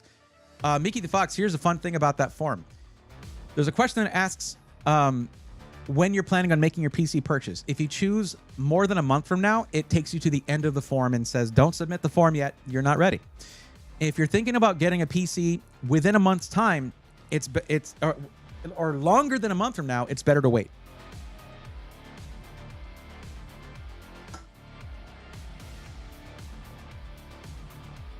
Buying from the USA, my cousin will bring me the parts. Okay.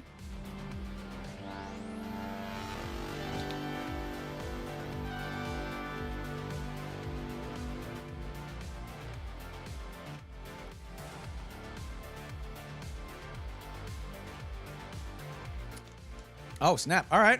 Hold up. And remember, Pelenex, I am streaming, so I got to do streamer stuff when I do these. Especially when people show support.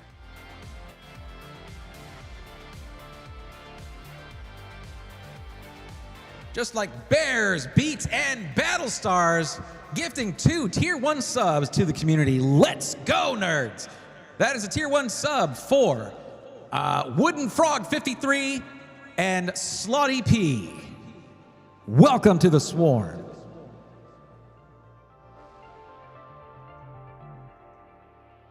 Oops, didn't mean to do that. Also, it's still echoey. Hello! All right, there we go. Okay. So, okay, we're sticking to the United States. All good. So let's... Okay, we're doing a new build here. Let's take a look at what you're doing here. So, we're looking at pro gaming / esports. Well, I will say, ultra wide is not the usual choice for esports titles. Generally, you go for 1080p to maximize FPS because frames win games and all that. But yeah.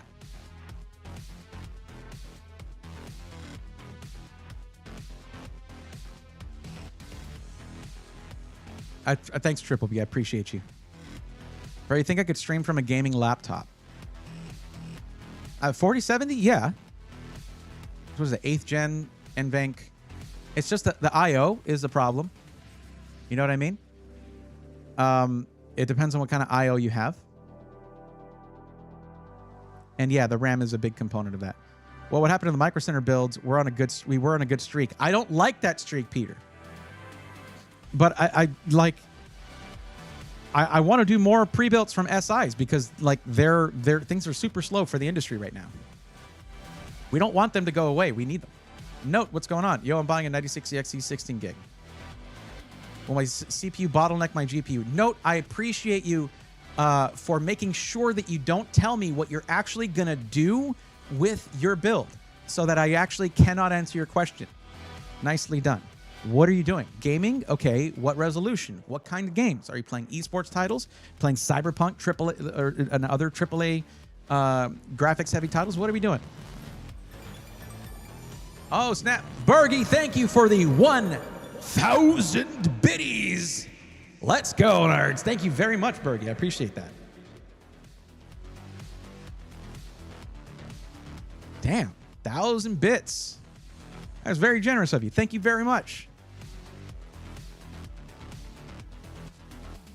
You guys got up to level 3 hype train. We have it. Yeah, you know, I'm not out here usually being like, guys, drop Prime subs and get, blah blah blah or whatever. I appreciate you when y'all just choose to be generous like that. I appreciate it a lot. Thank you. Okay, 5120 by 1440. It's 11% less than 4K.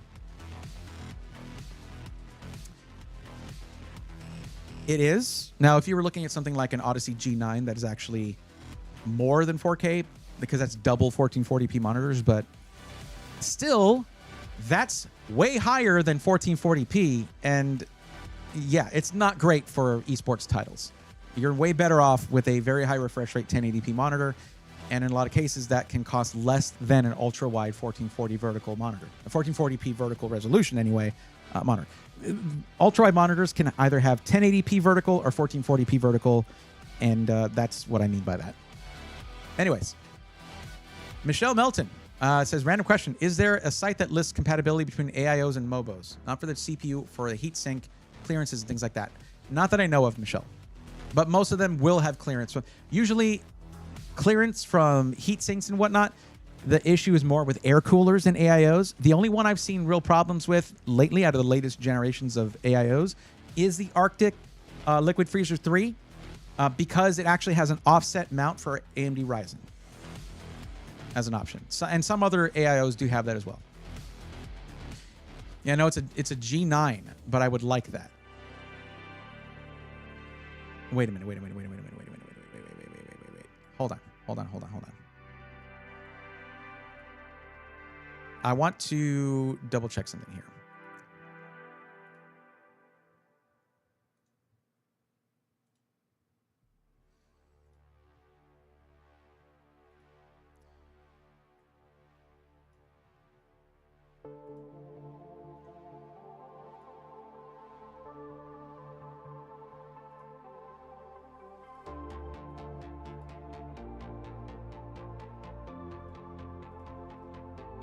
It's really easy to figure out pixel counts. You just actually do that math there. So 3840 by 2160 is 8,294,400. And then it was 5120 by 1440. 5120 x 1440. Yeah, so it is a lower amount, but it is awfully close to 4K. Yeah, that's what I just did. What stream elements has the top spot? Oh, because YouTube doesn't distinguish, and stream elements is the most consistent chatter, I guess. Can you elaborate on boutique and price to performance, please? I do elaborate in the form. The form itself has the elaboration already. Boutique, some of your money just goes to it's more expensive. You get a better ownership experience. You get a better buying experience. You get more customization, more attention to detail in the build. Price to performance is exactly what it sounds like. You get more performance for your money, but it's also a more economical experience and build quality and all that kind of stuff. The build quality is fine. It's just, it might have a little messier cable management. There's just things like that. Anyways. Okay. All right, guys. I'm sorry. I keep getting really distracted from this. Let me be really clear, okay? If you're coming in for help with PC stuff and you don't choose to fill out the form and instead just start asking questions and derailing me from helping someone who's been waiting for help, I'm going to start ignoring that right now. You need to fill out the form and get in line to get help. Otherwise, you're basically saying, hey, this person who waited, whatever, shut up about them. They're not important. Me, now. No. That is not cool, and I don't support that here. So I'm going to ignore a lot of the questions unless you're going to fill out a form because other people have waited for their help. Right now it's 5 a.m. where Pelenex is, and they've been waiting for their help. So I'm going to help them now. We're going to focus. And instead of just trying to cut the line and ignore, saying other people are less important than you, try doing it the way that I request that you do it to get your free help. That would be preferable. Thank you.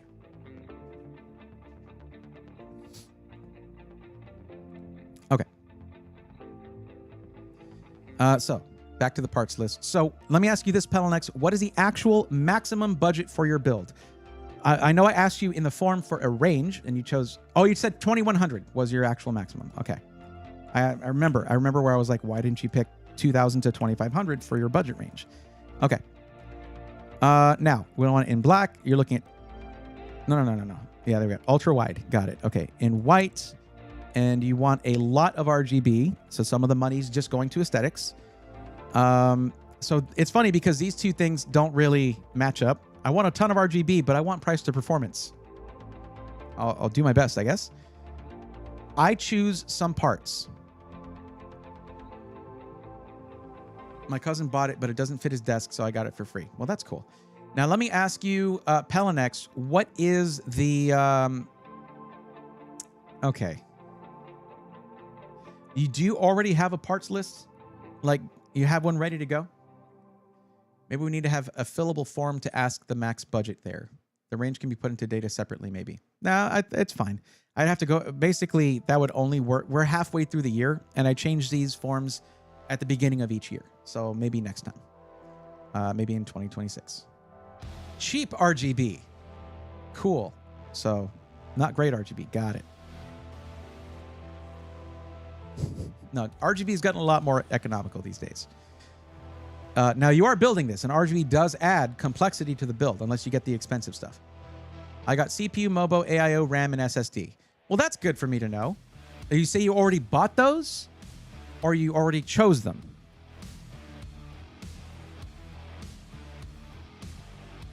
All right, Zintech, that's cool. Welcome back.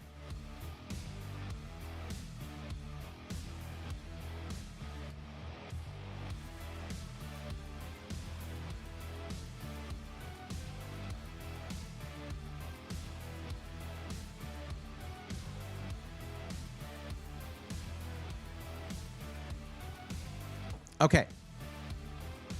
Well, the downside here is that I can't open up your PC part picker list, because if you look at the form, it says,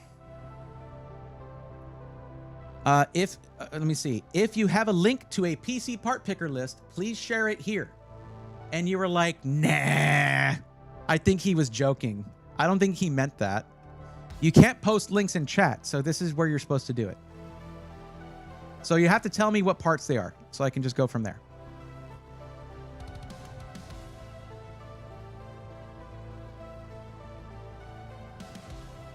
Thermalright Hypervision. Okay. You already said the 700X3D. Got it. Gigabyte Stealth X870. You want the Stealth?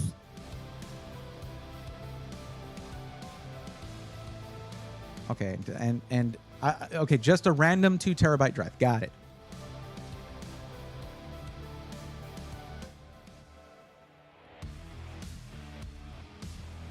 Okay, we'll come back to these because I don't, you want for esports, so sure, but for the resolution that you're going with, it is not going to do you like any good at all. You can probably save about at least $100 on your CPU. All right, Thermalright. You didn't tell me what size of the Thermalright cooler it would be. So let's put Vision in here.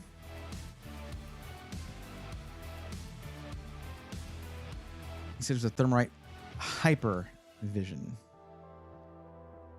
And probably the white one, right? 120 for something with an LCD is insane. I would say it would be the Iceboard Alucard because it's a white build. So I would hope so.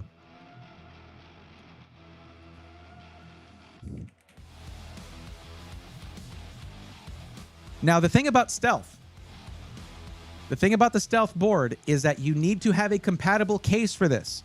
And it is supposedly not compatible with either Project Zero or from MSI or Asus BTF, which is what most case manufacturers have gone with.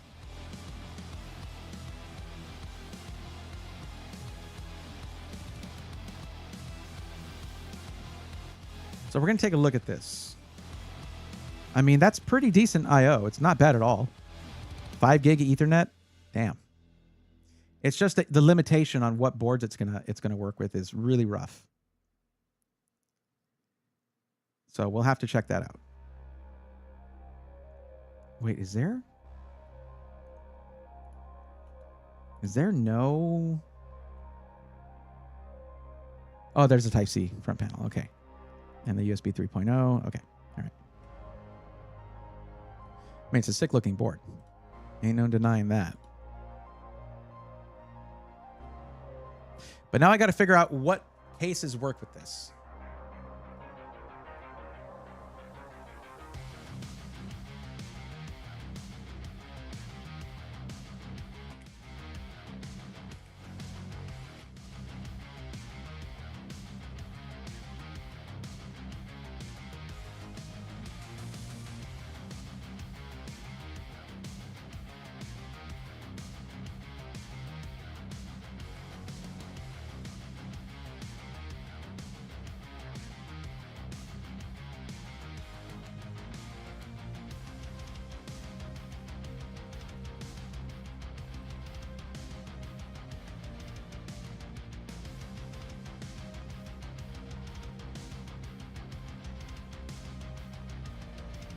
Yes, my case is okay. Pelenex, you didn't mention that you chose a case already. You said I got CPU, MOBO, AIO, RAM, and SSD. You did not mention a case. Would you like to share with the class what case you got yourself or you picked out? Just curious. Just out of curiosity, I know that a friend relative will be bringing the parts. Yes. Does anyone have an idea what country is cheapest to get your PC parts from? No. Yeah, that's what I basically found in the browser here.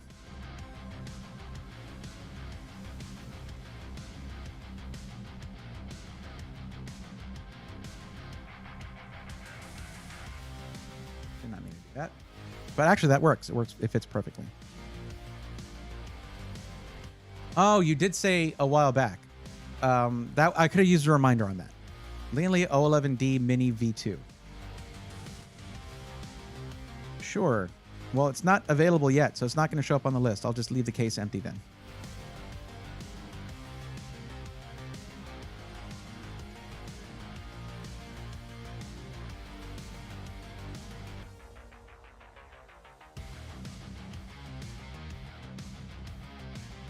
NM790.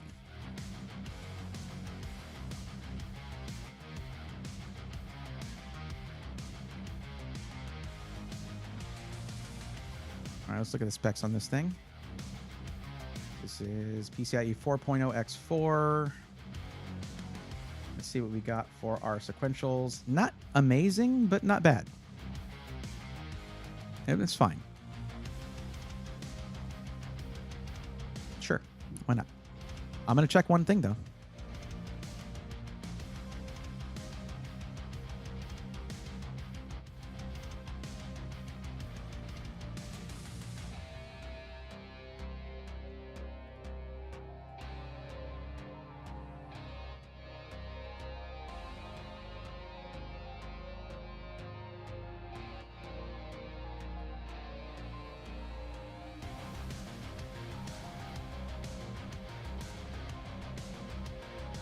Okay, I don't know that I would recommend this one. This does not feature integrated DRAM cache. This is a DRAM-less HMB controller. So I would probably suggest a different M.2 drive. For the same price, you can go with... Yeah. For the same price, you can go with something that is better. What's up, Jay? How's it going? Welcome back. So if we go with, let me see, that one costs how much? $124.99 for 2 terabytes. Let's see what it lists here for the speeds.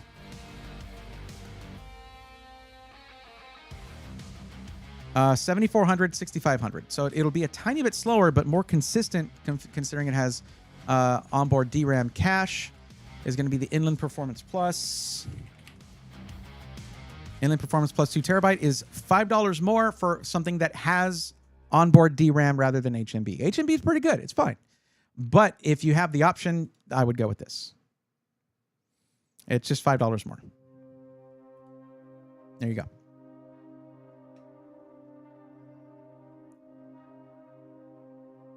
Now, so far we are at $900. Now, as I mentioned before, so just to be clear, Pelenex, you are going to be attempting to pursue competitive esports gameplay with a nearly 4K resolution. That's going to mean you need a monster of a GPU, and you really don't need an X3D CPU. That is a waste of money. You're throwing a couple $100 away.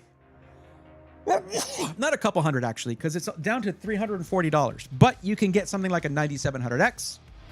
Excuse me, that sneeze took a lot out of me. You get something like a 9700X for like $230 or something like that, and save yourself $110. Oof, man. I just want to sneeze again, but I don't want to sneeze again. Now, $340 though for a 7000X3D is exceptional.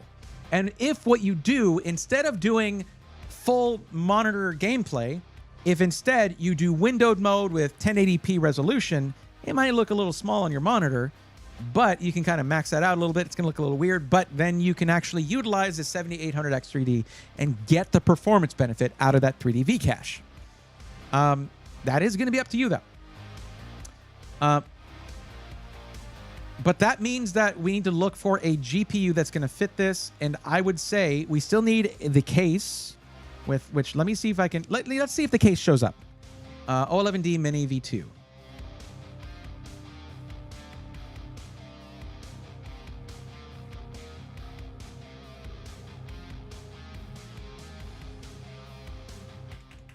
Yeah, just like I thought. The V2 is not going to show up yet. I don't know what the price of it is. Yeah.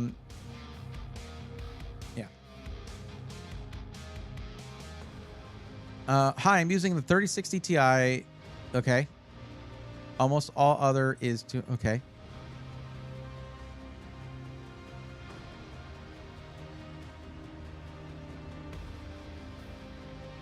All right. Well, welcome to the stream.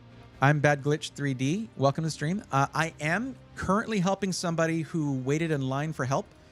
Thank you for at least saying hi. That is helpful to me as a person. I do appreciate that. But you are currently attempting to cut the line. If you're new here, I totally get that. But what I would do is the link.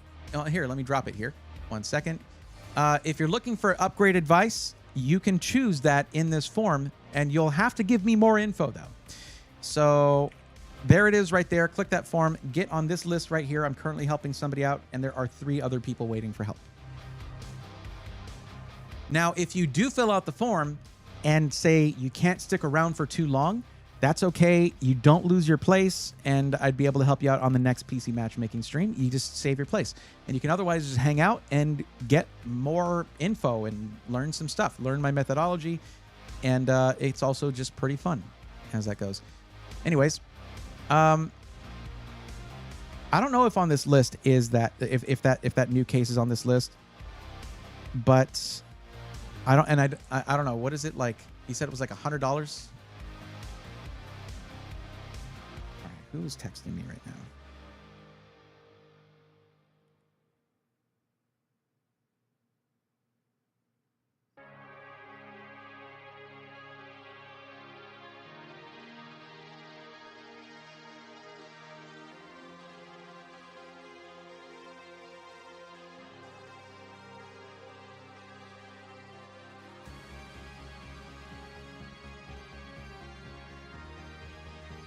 Okay, I'm happy for you, or I'm sorry that happened, but I ain't reading all that. Ooh, the new HSO1 apparently is compatible with Stealth. This is a sick case. I really want to get my hands on one of these. I like it. I don't know why. Green Wave says, why PC came in laggy? I don't know why. What do you mean? So I have to send it back. From who? Who was that from? And what do you mean by laggy? Hi, don't worry. I appreciate that, Glitch. Thank you. Bless you. Thank you, Revenge. I appreciate that. It's $99. So should I get a 7600X? I mean, that's going to do fine for high resolution gaming. And that means you put a little bit more money into your GPU, which at the resolution you're talking about, that's the money. That's what you want. You want the GPU to be the main thing. So let's look at what GPUs are looking like price-wise. I'd probably say 5070 Ti if you want to go with NVIDIA. Let's see what those are running right now.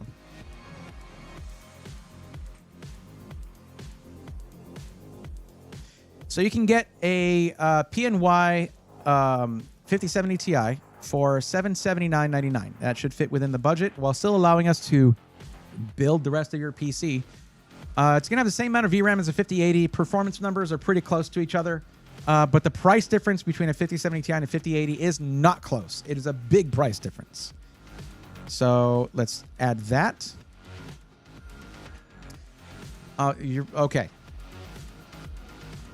You're leaving in the middle of the build. In that case, I'm just going to give you the link for this, and this is as far as we got. Just change the CPU, pick out your power supply and your case, and then you should be fine. Yeah, so sure. All right. Just change that CPU and you're good to go. And also pick a power supply and all that stuff.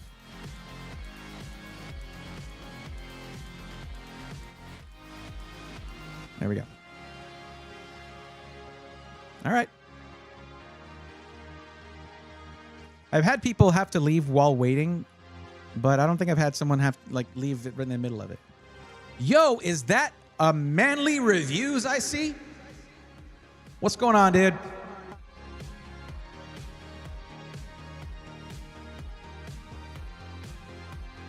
How you doing, bud?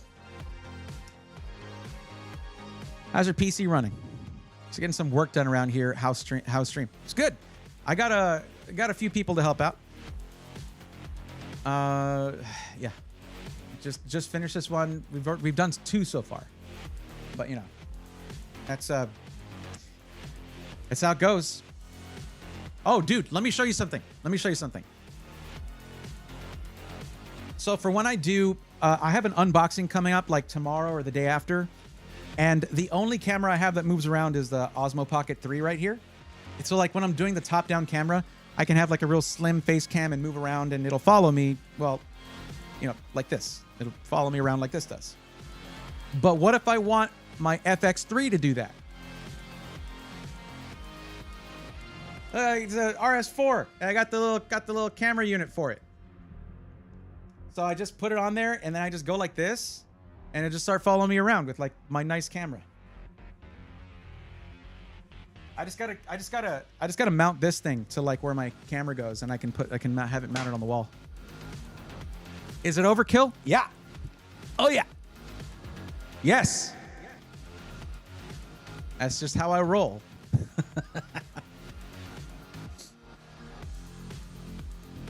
Oh, also, did I have this going back when last time you came in? Hold up. Oh, I'm pressing the wrong buttons. There you go.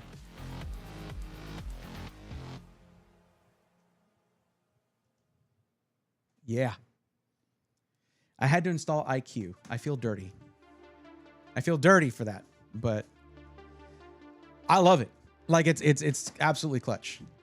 Sometimes, like when I'm basically walking around, I can just grab this thing and just use it as a remote if I want to. Like how freaking cool is that? DMing you for something after stream. All right.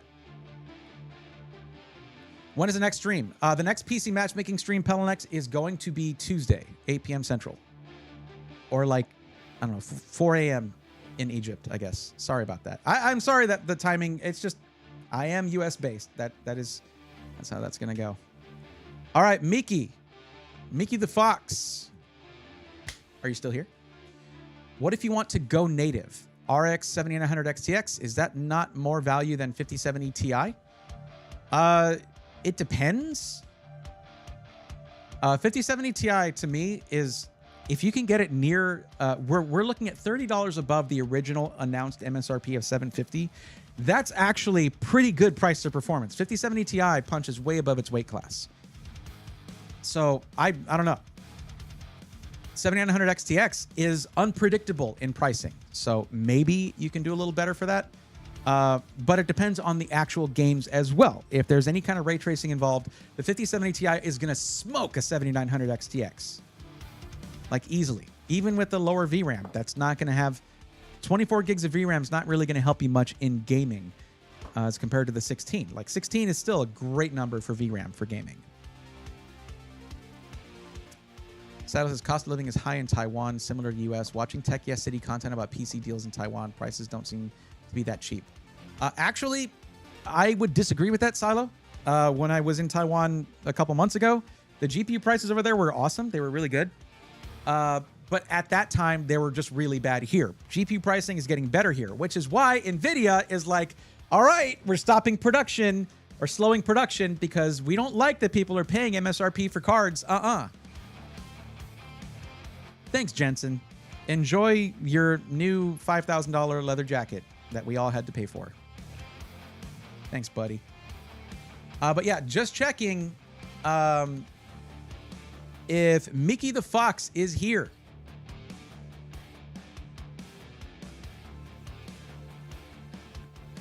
Paging Mickey the Fox. Mickey the Fox, are you present? Hello. Silo says 4 trillion. Right. You think they dipped? Actually, I can just check. Mickey, it says they're still in chat, so I don't think they dipped. They might be. I don't. You know what? They're pooping. That's what it is. Mickey the Fox, please stop pooping and come back so that I can help you. Not with pooping, with the computer thing. God. Okay, I regret the last 10 seconds. Sorry, chat. I'm sorry that you had to bear witness to that. Jornando, how's it going? I'm doing just fine. I hope you're doing well as well.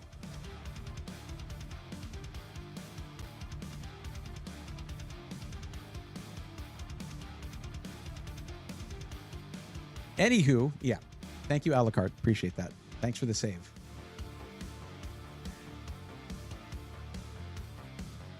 Yeah, okay, another save on YouTube side? Okay, then. That happened. I'm curious, what is your opinion on root beer? Revenge? I like a good root beer float. We used to have an A&W restaurant here where you could get the frosted mugs and the root beer on tap. That was pretty sick. I'd say that root beer in general, 7 out of 10.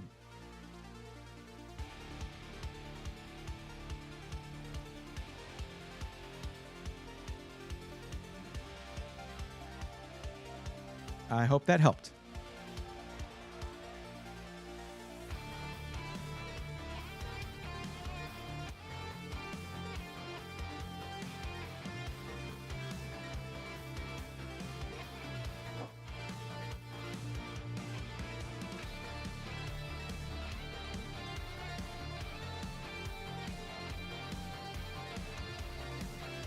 Okay, if Miki is not here, that means it's going to be Revenge's turn.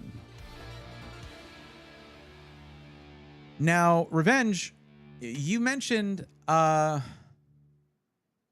me go back to your initial chats here. And see what your first stuff was.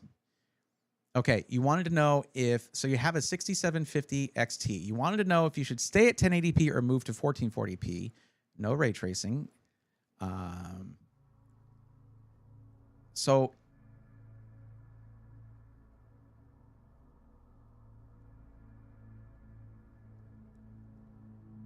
I want to turn him... Okay, this is a PC for my brother. I want to turn him into a PC gamer. He's a console person.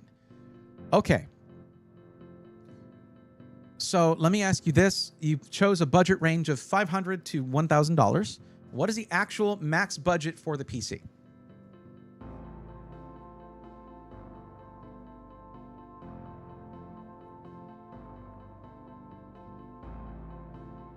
I mean, he can play PC and use controllers if that helps. That is true. And pretty much whatever controller they're absolutely comfortable with should work with PC. PS5, Xbox, whatever. It all works with PC. It used to be really hard to get like a PS4 controller working on PC. God, that was a nightmare. Max is about 400 right now because I have a spare GPU he can use as a starter. What GPU would that be? That's pretty tough. That's a tough build. You got to remember right now, Revenge, because of shenanigans, tariff shenanigans, that most people are not a fan of, I would say. Especially if they're in any kind of, well, whatever. A lot of, so there's still price inflation stuff on a lot of PC parts out there, but PS5 is pretty simple. Well, I know it got better, Alucard, but yeah. It's a 1650 right now, but I plan on getting him a 5700 XT. Depending on the price of the 5700 XT, you might be better off with a more modern but more budget GPU, depending on what kind of gaming we're talking about.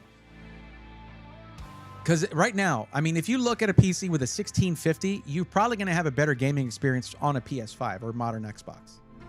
Just to be perfectly honest, if they don't have much other need for PC gaming. But with a budget of $600, $400 to $500, you said $400 to $500, $500.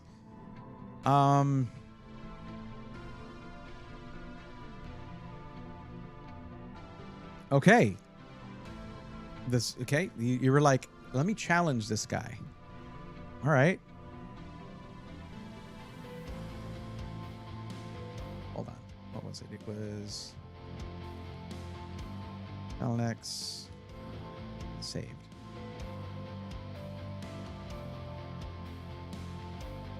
All right, start new list. Okay. What's up, Brish? How's it going?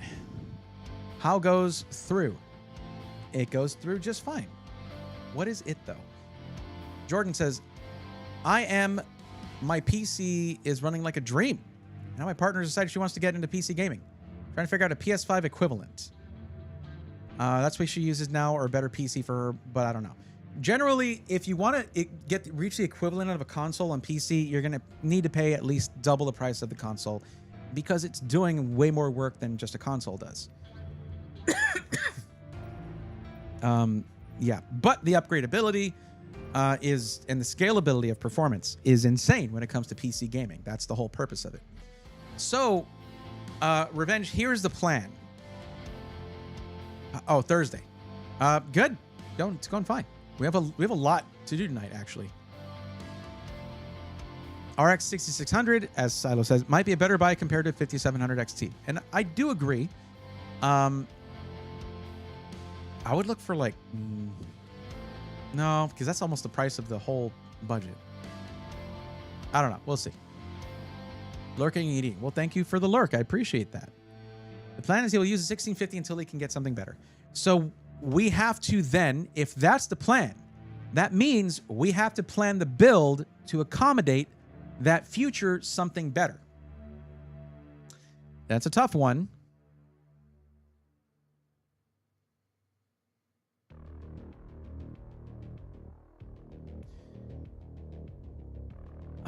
Man. So the idea in this case is to provide for future upgradability, right?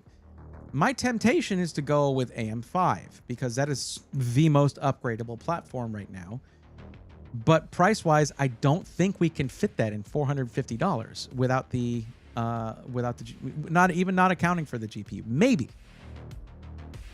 Now, I noticed something in your form. You said, here, let me mark this. Sorry, I'm just confusing myself at this point. So you said, yes, you live close to a micro center, but you don't want to get your PC there. Well, why not? Why wouldn't you? You can get a bundle for CPU, motherboard, and RAM that can save you a couple $100. Jordan, here's the thing. Fill out the form to get on the list to get help. Because otherwise you're going to feel like I'm ignoring you because I'm supposed to. I'm helping somebody who waited in line. So I think I've helped you out before, so you're used to how it works around here. Fill out the form and we'll get you helped out. I'm 60 miles away. I don't know if that's close. That is close. It's a lot closer than most. But the amount that you save, you might lose that on gas money, I guess. I mean, that's closer than most people in the U.S. are to a... basically, if you go highway, that's... Like, if it's 60 miles an hour up speed limit, that's an hour away.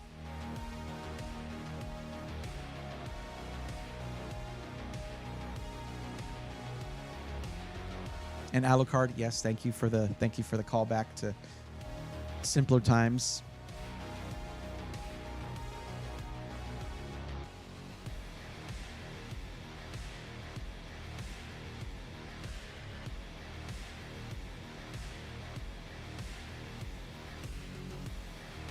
Let's take a quick look real quick. So which one would you be close to? Revenge. Which location are you looking at that is 60 miles away?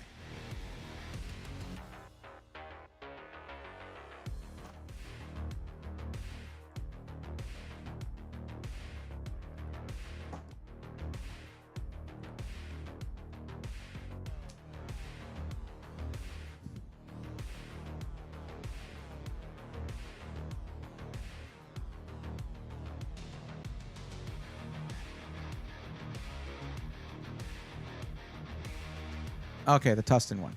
Flagship store, you got it. Unless they're considering the new Bay Area store as their new flagship. But anyways. All right. Tustin Ka. There we go. And let's go to the custom PC builder. Let's see what we can do here.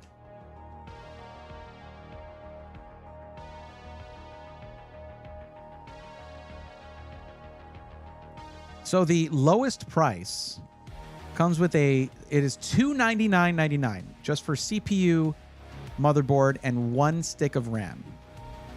Meaning later on, you can add a second one. Like, this is not ideal. And listen, if you hear someone out there say, oh, DDR5, you don't need 2 sticks to get dual channel. That is dual sub channels. It is different and also not the same. It is dual sub channels. Instead of a single 60, you know what? I'm not even going to get into that. But yes, you do get a performance boost by having 2 sticks of DDR5. That's why there is 2 channels for DDR5 on the motherboard. Nobody said anything, and I still ranted about it. I am a pro, all right? I got this. Anchorage, Alaska Micro Center when? Never, Peter. I could not see them ever doing that. Like, wow. Imagine being a PC enthusiast in Alaska. Yikes.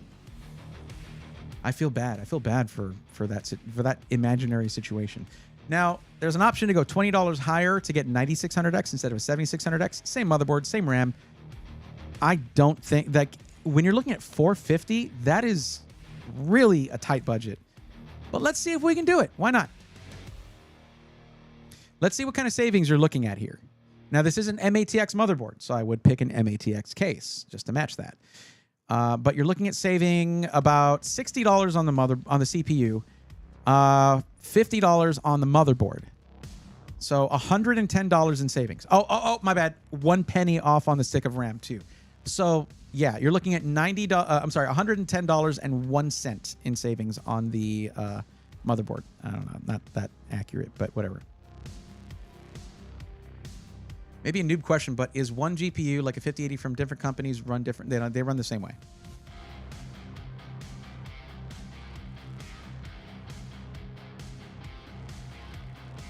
PC would be a nice space heater for the place, though. I mean, I'm sure anything would help in Alaska. Okay, so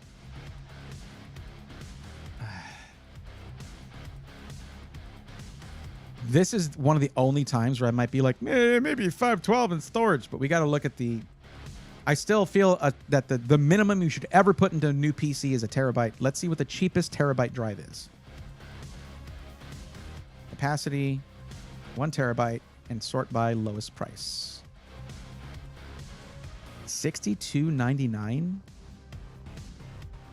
Like, for real, for real?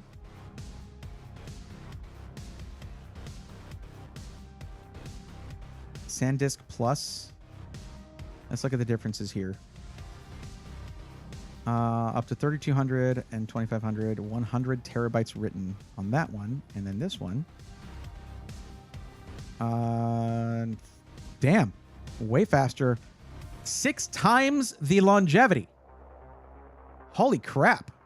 It's PCIe Gen 4. 6 times the longevity.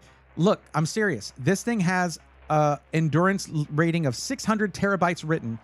The SanDisk is it's half the speed, well, a little higher than half the speed, and 1/6 of the longevity. So there we go. We select that one. Now that is very close to the Performance Plus. It's like $8 difference, but like we're almost out of budget already. We need to literally go with the cheapest case option.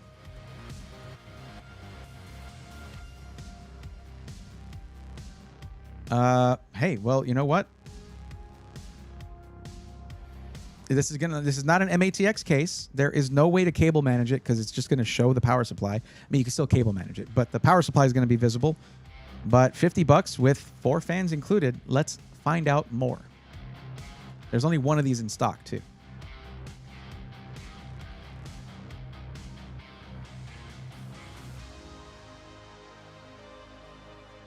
It is ARGB. Really?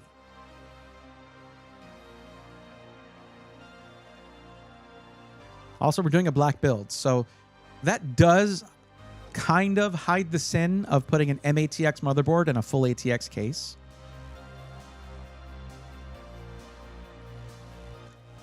Oh, sorry. Am I zoomed in? My bad. Revenge.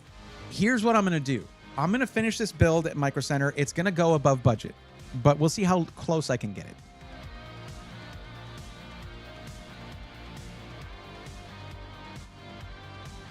But it comes with 4 ARGB fans. That's pretty sick, actually.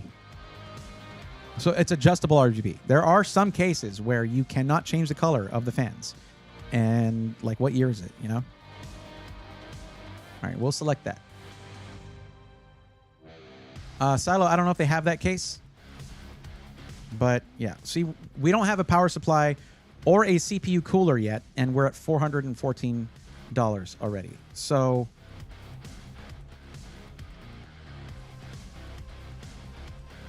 I don't know what... okay, let's go with lowest price and then go up from there.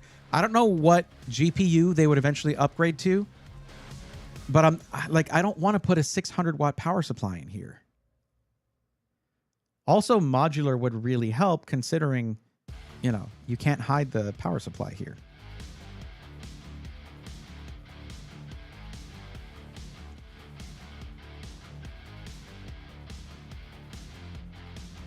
God, Lee is so freaking competitive with their pricing. Look, this $100 one is 750 watts. And hold up. No, it wouldn't really work. It'd be like facing downward. That would look weird. Or actually it'd be facing upward, but it would still look weird. But yeah, this 750 watt Edge power supply is the same price as this MSI 650 watt power supply. It's crazy. I'm not going to go with the power spec. They don't get very good ratings, unfortunately.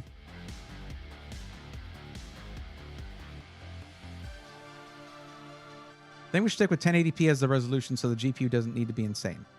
I mean, sure.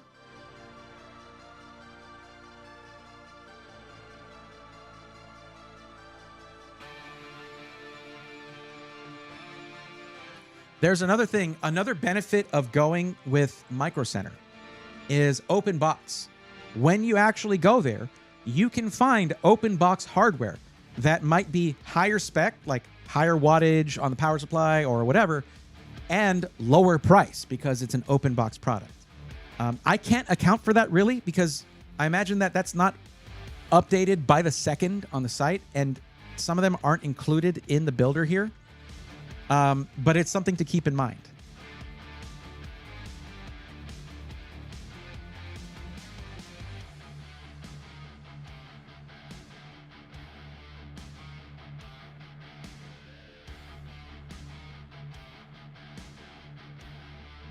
I didn't want to go over $100 on the power supply, but man, the selection here is not amazing.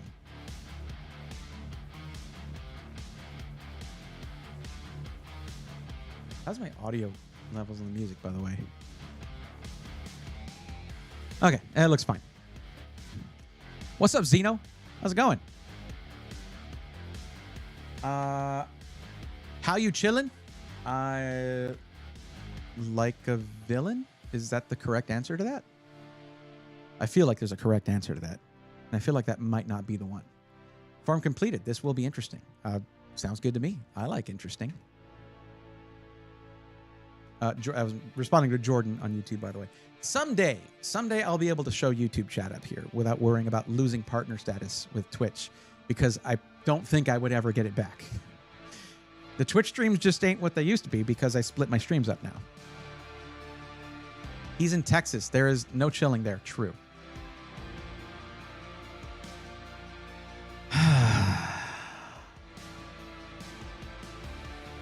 Okay. Let's go with the downside to the Lian Li Edge, because I want Lian Li to have standard power supplies at with the same value of the Lian Li Edge, because this is really mostly for okay, the way this thing works is you have this all the power supply connections are on this little platform here, this little L, like Lee and Lee, essentially. So you use these in dual chamber builds where it would be mounted sideways and the power connectors are facing outward when you take the side panel off. So you can very easily add things and remove things and all that.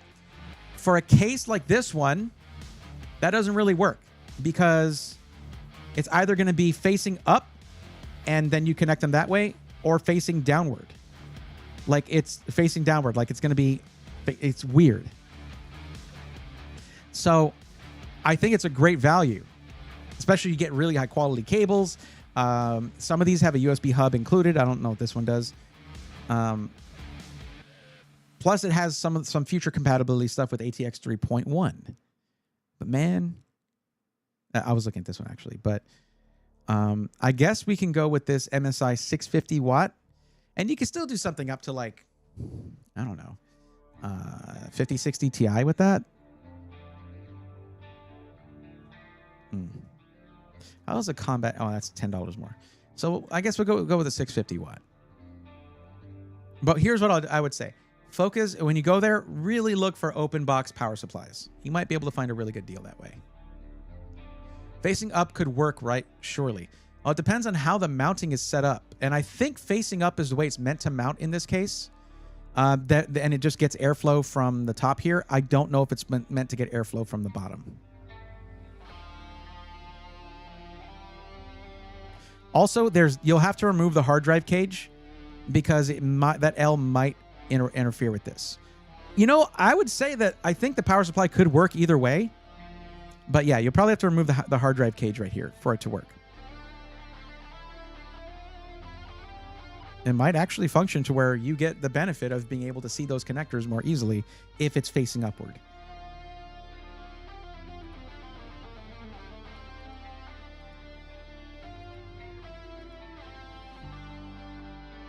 Oh, that's a downside. No USB Type-C connector on the front I/O. So looking at this, let me check something.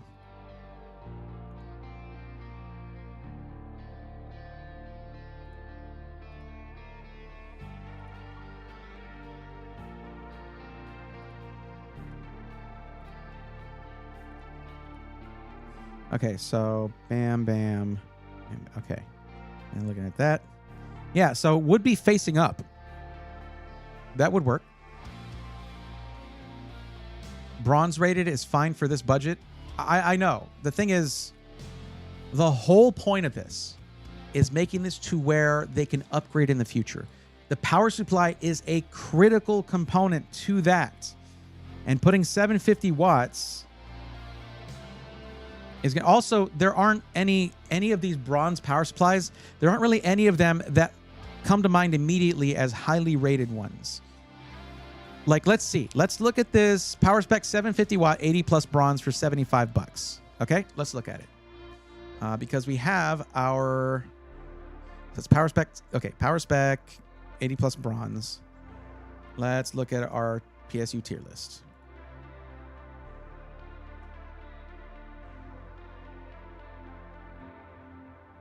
Just bought a pre-built Skytech King 95. Okay.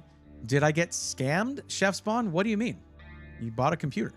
Skytech is a well-established brand. Let me ask you this, Chef. Did you buy it directly from Skytech, or did you buy it from Amazon or Newegg or Best Buy or whatever?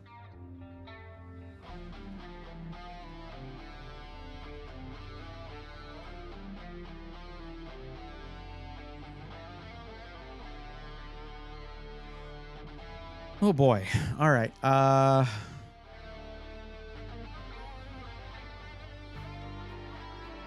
So that is power spec. Can you give me more info, please? PS1 750 GFM. GFM is actually B+. Yo, look at that. Wait, but that's gold rated.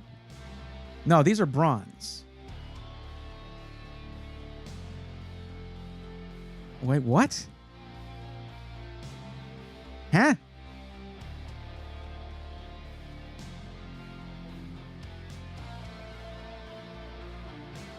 Oh, it's, wait, 80 plus gold certified. Oh, I'm looking at the wrong one. I looked at the wrong one. That's my bad. This is the one we're looking at. Ha ha ha, my bad. Okay, BSM. There we go. And BSM is E-rating. That's a big ol' hell nah. No, thank you. This is why you got to be careful. Also, 650 watt. Where's the 750 watt? That's GFM. Where's the BSM 750 watt? Maybe it hasn't been tested. I don't know. That's probably here.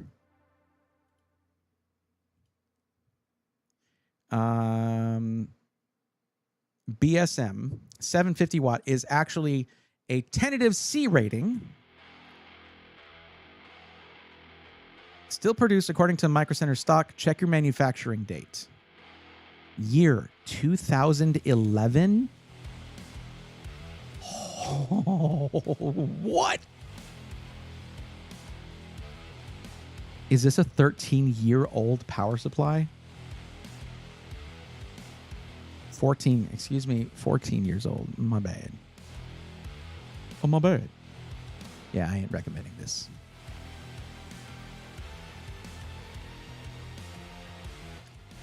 Amazon. I guess I'm asking, was it worth the price? Chef, if you are gaming at 1080p, then yes, the 9800X 3D was worth the price. If you're gaming at a higher resolution than 1080p, 90 to 95% of games at higher resolution do not use that 3D cache at 1440p or 4K. It's just a waste of money. So, but you didn't mention anything about how you're using it, so I really can't answer that. I have no idea. I mean, yeah, it's the best gaming CPU, but that's like saying, well, I don't know. It's just gaming CPU is an oxymoron. The CPU, if you go anything above 1080p, is taking a back seat to gaming. It's all GPU at that point. But the 5070 Ti is dope. It's a great GPU if you can get it for a decent price. Okay. Yeah, we're going to go. That's why, guys. Like, I don't care what the budget is. You do not cheap out on your power supply. Let's check out the GX2. 600 watts, $69.99. Let's check this out.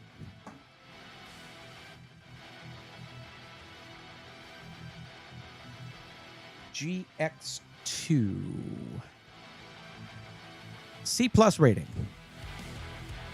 Yeah, that fits this budget. There you go. Is it lower wattage? Yes. But, like, whatever. Xeno, there is no $900 power supply. You also shouldn't overspend on your power supply. There are some power supplies out there that are $300 or more, like a little over that, and they're usually a waste of money.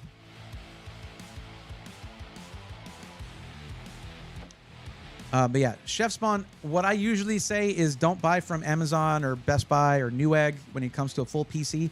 If you see, oh, look at this Skytech PC, go to skytechgaming.com, get it from them. Get it directly from the builder, because what happens is Amazon needs its cut and Skytech needs to stay open and pay the bills. So if they want to be price competitive with the stuff directly from their website, they have to cut back on certain components like motherboard and power supply. This is very common among all PC builders. That is how they do it when they're selling through a third-party seller. You're basically cutting in the middleman. Instead of that, cut out the middleman, go direct to the builder, and buy directly from them. Even if it's the same price, you're generally getting better components that way. So we're over budget. We're missing a CPU cooler.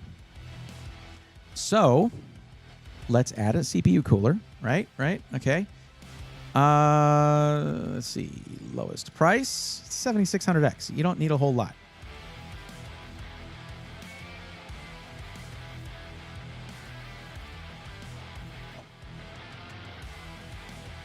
$20 for this one.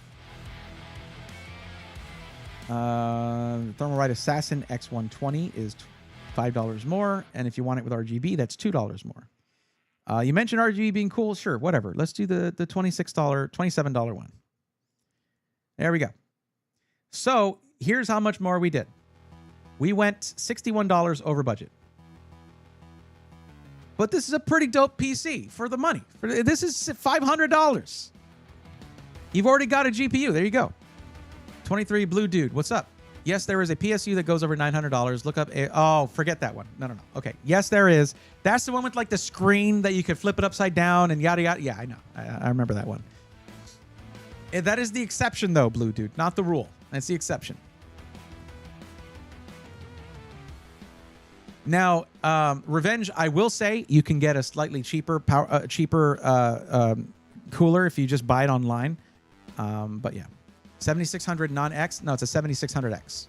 This is the cheapest bundle that they had. I think the only thing actually lacking from this is that you're only getting 16 gigs of RAM and it's a single stick. But later on, they can get an identical stick of RAM and drop that in there, and then bam, you have dual channel RAM. The main point of this build is the upgradability.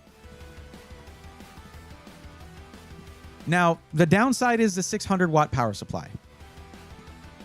If you want my recommendation on that, look at the Leanly Edge 750 watt power supply. It's going to be a little awkward in there, but it'll be just fine. It's fully modular. That is a hell of a value for $100 because it's super well rated. The cables are actually nice, so that's good. But yeah, there you go. Also look for open box cases that actually hide the power supply, but then the edge might not work in there. So here's what you got to do.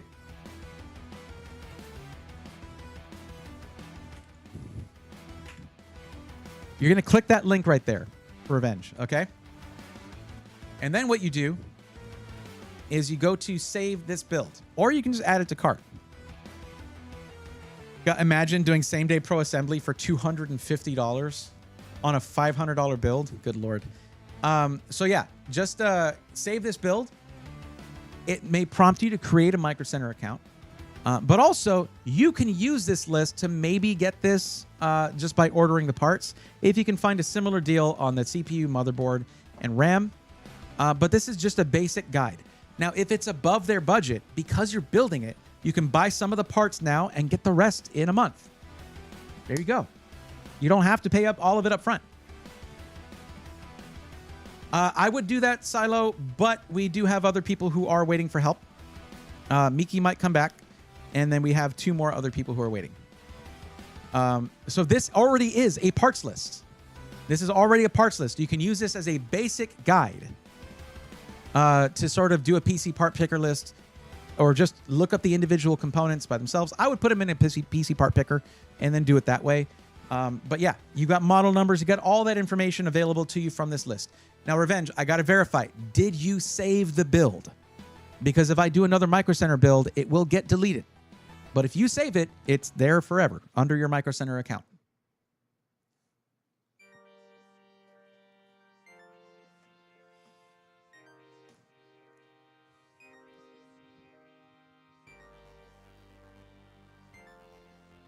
Creating an account right now. Just confirm with me once you saved it so that I can then move on. I'm not rushing you. I'm just, it's important to me that the build stays available to you.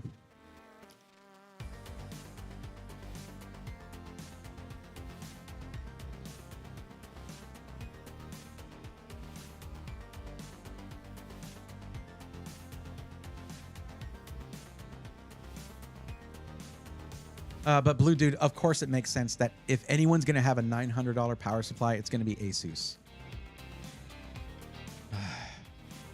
I think I even covered that one. If you look up my Computex 2024 Asus video where I covered their booth, I believe I covered that power supply. I think that was right around the time that Jensen came through too. Is that the Evangelion PSU? Nah, it was just a Thor PSU. 1600 titanium, and it had a removable screen on it that you could flip around depending on how you oriented the power supply. Jordan, I'm glad you approved of the build for $500. Now, one thing that you could do is you could actually swap out that 7600 if you could. I mean, if it allows for it with the bundle, which it doesn't. You can swap it out for an APU that has built-in graphics, and then you don't even need a graphics card, but you still need a graphics card for higher level gaming.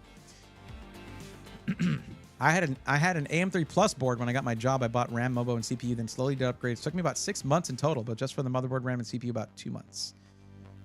Yeah, I mean, that's a good thing about being able to build a PC or venturing into that is that you have the option to do it over time rather than having to pay all at once.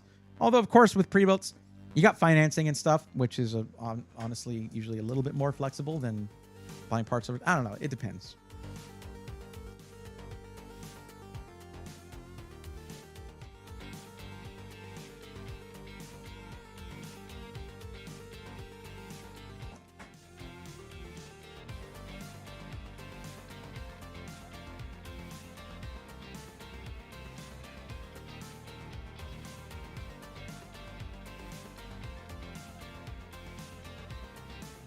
But no, if I remember correctly, the Evangelion PSU was like $500 or something.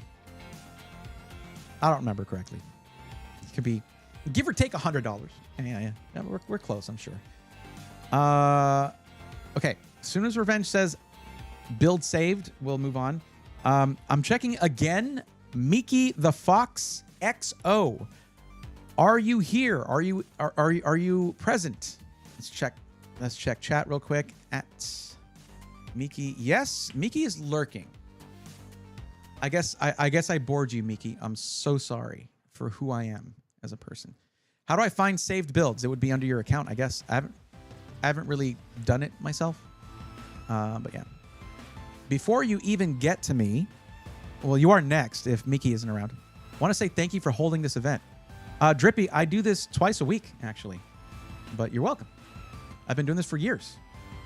There was a long time where I wasn't doing this on YouTube, and I just did it on Twitch. It was it got so hyped back then because I had been doing it so consistently for like a couple years straight that we would have like, I don't know, like 3 digits of viewers.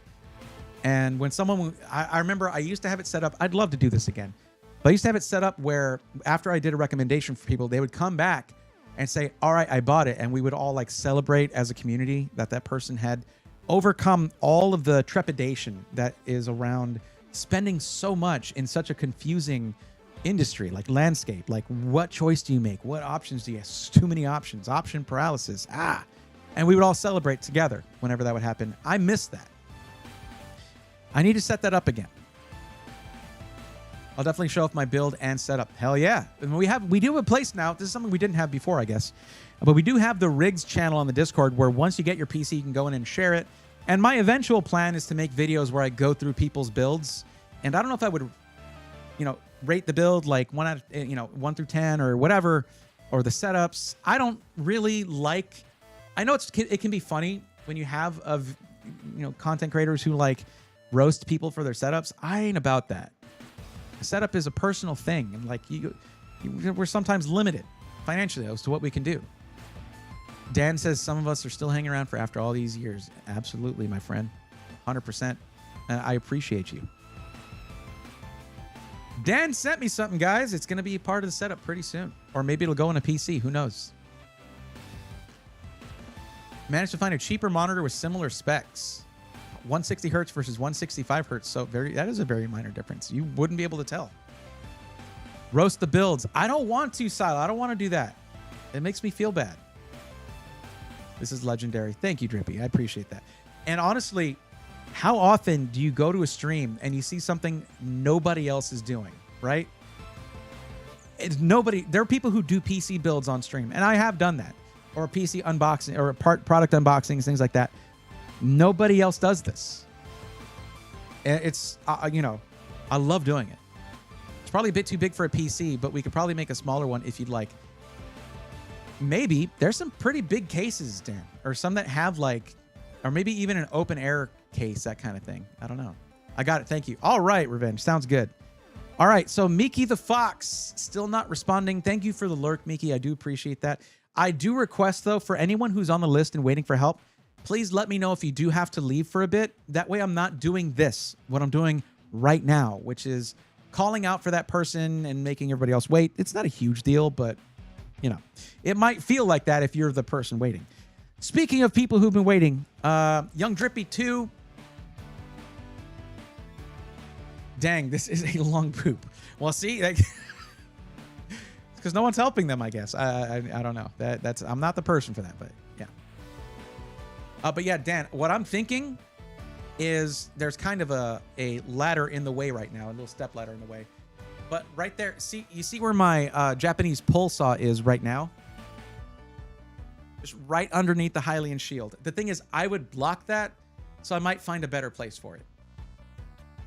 But it would go up on the pegboard somewhere. I hope you guys see the new unboxing tool right here.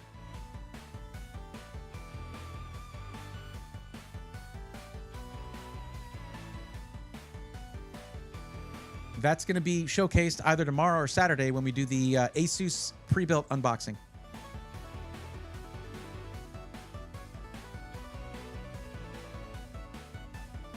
And yes, that is an RGB, and I don't mean RGB as in red, green, blue, but our little buddy RGB, the mascot for the channel.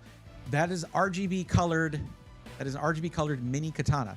It's from Mini Katana, and it's actually the Enma katana from One Piece. It's a miniature version of it, and it is sharp actually, and it has a purple blade, a black and purple blade. So that's what I'm going to be using to unbox stuff from now on. Instead of the knife that I forged, which is here somewhere. It's right there. In its custom leather sheath that I also made. Join the Discord, by the way. Nice. I have a few things to use in my setup already if I put a shelf behind me. Absolutely. Just as a reminder, if you're looking for for any anime or video game themed display stuff, or even cutting worthy, like performance cutting ready, or what is it, battle ready, swords or mini things or miniatures or replicas of things, you can go check out Mini Katana and use code Breathorn. I think it's 10% off with my code, and get yourself stuff for your setup there. I need to have something in the chat that does that, but that's where I got the shield, the Master Sword. That is a foam LARP ready Master Sword with a strong core to it. It is battle ready foam, everything. But they have steel ones too. I just think that the foam one looks more accurate to the game. And also actual cutting worthy mini katanas, which is pretty cool. Thanks for joining Discord, guys. I hope you enjoy it there. Meridan, thank you for dropping that in chat. Yeah, I need to put a timer though. I have a few things I'm gonna 3D print too. Sick. Okay. All right, Drippy, let's go. So Drippy, my first question for you, actually, let me go back to some of your earlier chats and see what you said. Or I can just bring them up here, maybe.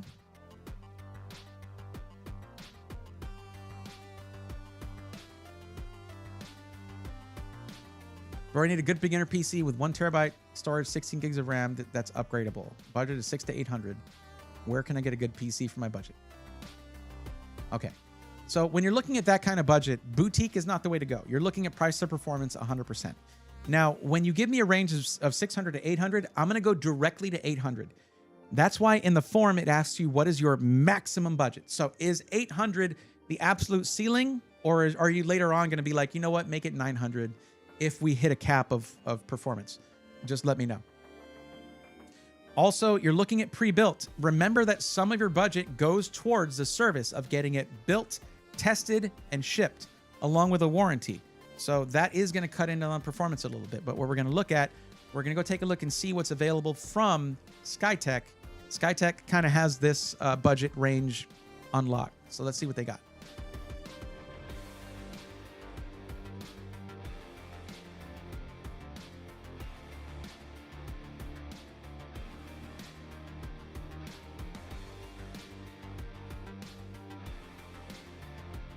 Hold up. I do just want to point out that these are pre-builts with 5090s that are $4,000. That's kind of crazy. I hate to say it. But that's kind of crazy. Look at how much snappier the website is now. Damn. That's so nice. Oh, hold on. It's so much faster.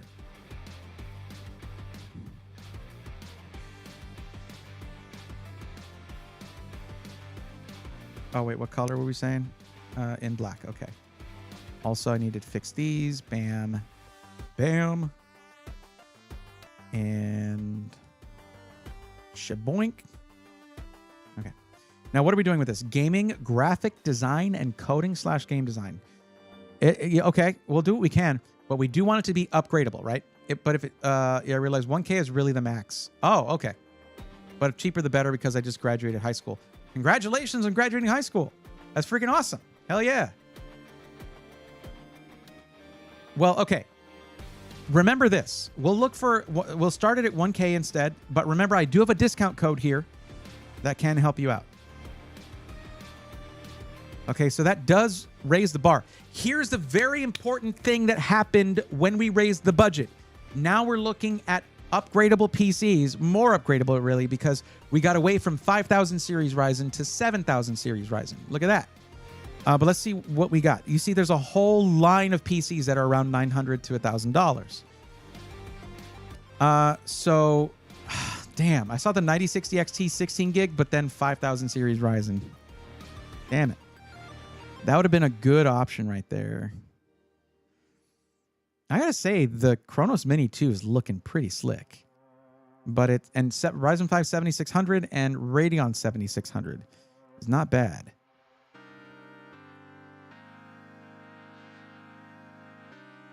Okay, that's back where we were earlier.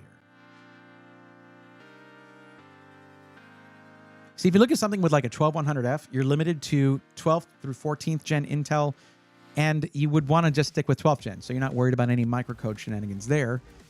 3000 series Ryzen, dead platform. 5000 series Ryzen, dead platform. You really need to get up to 7000 series Ryzen to get that AM5 massive upgradability.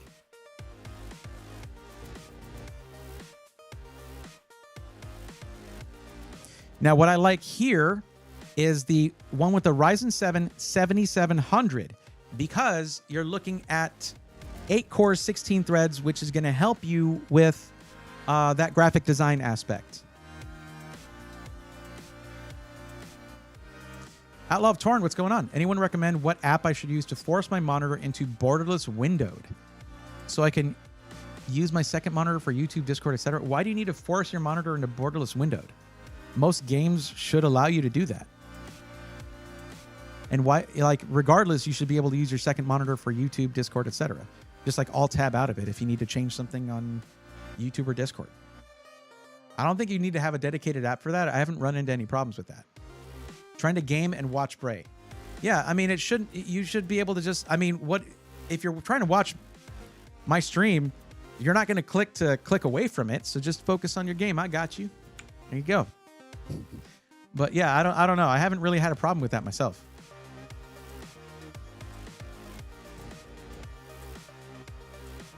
Okay. So yeah, when you select stuff like graphic design and coding, I take that seriously. And having those extra 2 cores and 4 threads could make a big difference. But because it's Ryzen 7 7700, that's easier. That's about, I mean, it's somewhat like cooling a 7600X. And it's definitely easier than cooling a 7700X. But you have that massive upgradability of socket AM5. Now, there's another thing here where you can get a 5060 versus a 7600. I don't know the performance like comparison there. But I think this is, for one thing, a really cool looking PC. So you have a Ryzen 5 7600 with an RTX 5060 for the same price. We got to look at some of the other aspects though. So we're going to compare these. Nebula 2 is going to have 1 terabyte NVMe, 650 watt 80 plus gold power supply, a full size B650 motherboard, so full ATX, 16 gigs DDR5, 5200 non-RGB. But now the Chronos Mini 2, you're looking at 32 gigs of DDR5, 6000. That's a big upgrade on the RAM. A big upgrade. The same 6500 watt, 650 watt, 80 plus gold power supply, full on B650 motherboard. You have a tower, let me see, 1 terabyte NVMe. It's at 32 gigs of RAM. Is a big difference right there. I picked those because I'm going to college for game dev and design. Okay. Well, what'll happen is this 7600, it'll do the stuff. But once you're like getting into the point where it's slowing you down for your college stuff, you can maybe have saved up enough. Maybe 11th gen or 11,000 series Ryzen will be out. And here's a fun thing that's happening with that. They're going from 8 cores per CCD, like you have in 7000 series, 9000 series, 5000 series Ryzen. It's been like that forever. 8 cores. They're going from that to 12 cores per CCD. So later on, you're going to upgrade your CPU. Wait a minute. I'm dumb. This is 7700. Okay. This is actually the better one. This is the better one already because it has the 8 cores, 16 threads. But you have a Radeon 7600 on the GPU. I don't know if that's going to be a limiting factor for you, but let me check something real quick. I haven't looked at the specs for this one for a while.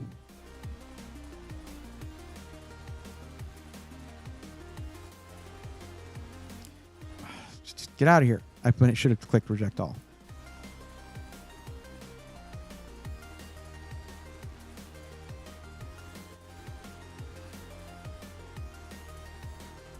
Oh, there we go. Okay, so 8 gigs of VRAM. That's not ideal. Still something to build on, though. The only I think the because the whole thing is we're approaching this like it's an upgradable system, and I think the biggest downside here is the fact that you have a 650 watt power supply, and this is a dual chamber case, so the power supply is in the side over there. So consider that when you do upgrade the GPU down the line, you'll probably need to upgrade your power supply as well. But yeah, at least power supplies are one of the less expensive components in a PC. 5060 must be running the 7600 close, I think. Yeah, it would be. But it's not just that. Like the fact that you have the 32 gigs of DDR5 in this instead of 16, and it's also running at the ideal frequency for Zen 5, which is 6,000 megatransfers per second. They both have the 1 terabyte. What is the cooler in this? Cooler is the same, tower cooling. Yeah, I would say overall this is the better PC. Now, you're not paying the full $999 because I have a discount code, plus shipping is free. So let's see what this comes out to with that. It comes with a standard warranty. You can extend that if you want. But let's see what this comes out to with my discount. Proceed checkout. There we go. SWA. Hello. SWARM. Apply. So that's going to take $40 off the build, or $30 off right there. So it's $969.99. Nice. And free shipping. There you go. Yeah, I like this. I think you could definitely go with this, and it would absolutely do the things that you need it to do. But really, the upgradability of this system is the goal. Can you probably, I mean, for one thing, if you build it yourself, you'll get higher specs for the same amount of money. That goes without saying. Skytech is providing a service of building the PC for you, putting a warranty on it, testing the whole thing, shipping it out to you for free. So yeah, you could definitely have higher performance if you just built it yourself. But instead, you're going to learn, if you want to get into PC DIY, you're going to get into that by upgrading your CPU over time. Now, if we look at this, though, you actually did say that you plan on upgrading your CPU over time. So this is perfect. Very upgradable build. Yes, where it's lacking in performance right now, it makes up for in its potential.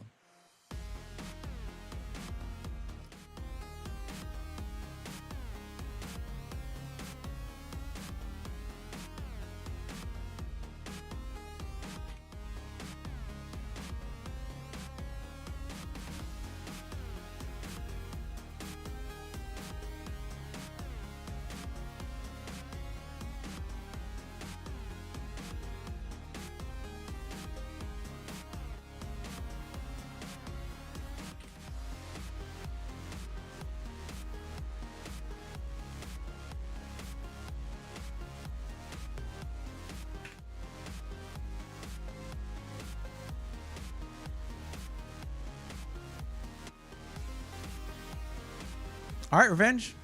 Oh, no, yeah, it's Skeeter Gaming. All right, Skeeter, thanks for hanging out. Catch you next time.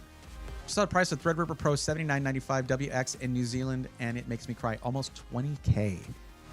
Do not spend that much on a Threadripper when like 9000 series coming out, and also Zen 6 is going to have 12 cores per CCD, ideally. So, yeah.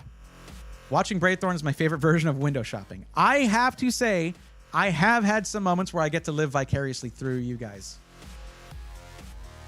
I'm not out here buying PCs like it's nothing, you know. I do get them sent to me, but the majority of the time I'm sending them right back. Or giving them away.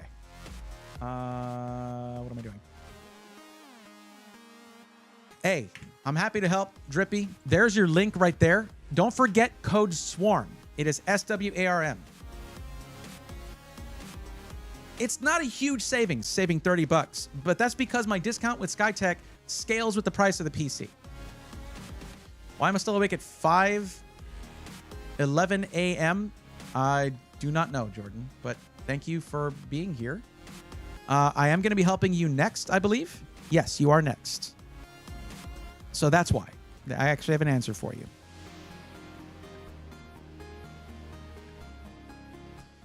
I do genuinely believe, and I need to add this to the preamble for the forum, I do believe that some people think I'll do their recommendation without them being here. No, I'm not going to do that. I have no way to get the link to you afterwards. I don't keep your email address. You need to be here for me to go through your thing. AM5 is the best platform right now for upgradability. Yes, it is. And that is solely Intel's fault.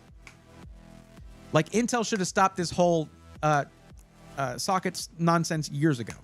1,851 pins is enough for anybody to make performance improvements from generation to generation. Oh, you're welcome, Drip. No problem. Let us know how it turns out. And again, congrats on graduating. That's super, super cool.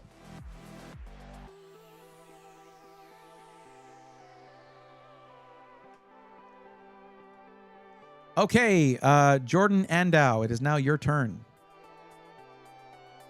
So let me know, what is the actual maximum amount of money dollars you can spend on your PC? Not a range, because you chose 1,500 to 2,000. So where in that range is your actual maximum number? I know we're doing a parts list though, so yeah, I think they need over 9.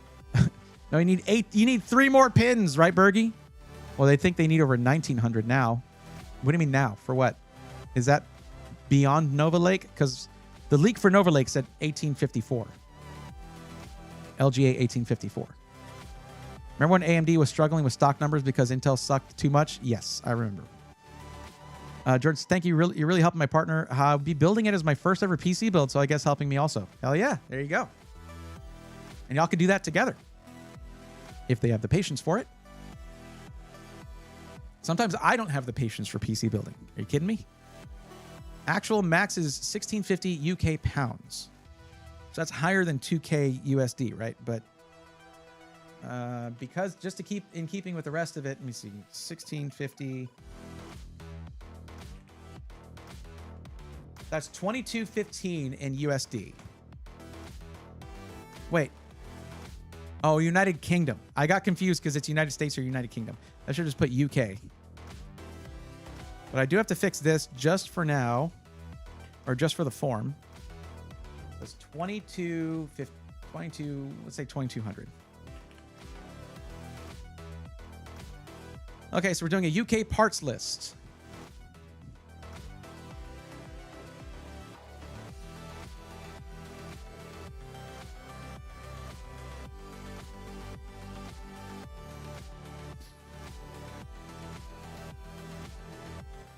So this is just for gaming.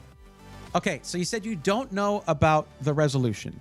Now, to be clear, if you remember what the forum says, the budget is just for the PC before taxes and shipping, although I know in the UK they're going to include VAT and all that, but in the US they don't. So to basically match up with what is shown on sites, VAT is not the taxes are not included. Not including shipping and yada yada. A lot of shipping is free when it's just parts, but it also doesn't include monitor, keyboard, mouse, peripherals, just in general, all that. So it says it on the forum, but the resolution though has to do with how that tells me what level of GPU we need to put into the build. That was a pretty sick pre-built. You talking about the Skytech one? Yeah, Skytech's killing it. Like a lot of SIs are having difficulty with getting good PCs for under $1,000 right now, but Skytech's pulling it off.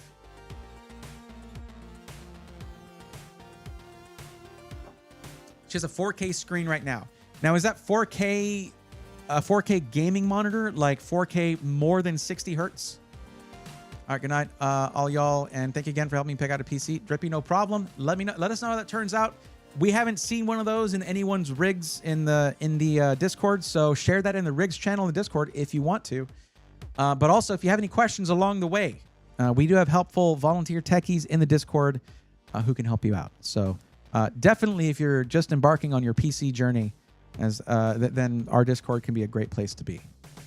Let us know how it turns out. And feel free to come back anytime. There's a lot of people here who I helped out a very long time ago who just decided to make themselves at home, which I'm definitely cool with. Do I have that over there? No, but the Discord is linked in the description of the YouTube stream. Okay, so yeah, 120. Okay, so you have a 4K gaming monitor already. That's cool. So we need to build this for hopefully 4K gaming.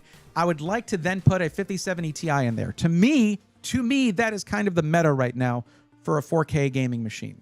But this system is just for gaming. And with that high of a resolution, you don't need anything CPU-wise that ends in X3D.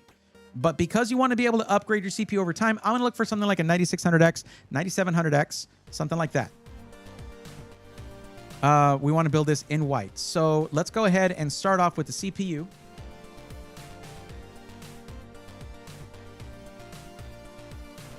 But yeah, you put an X3D CPU in there for 4K gaming, you are throwing money away.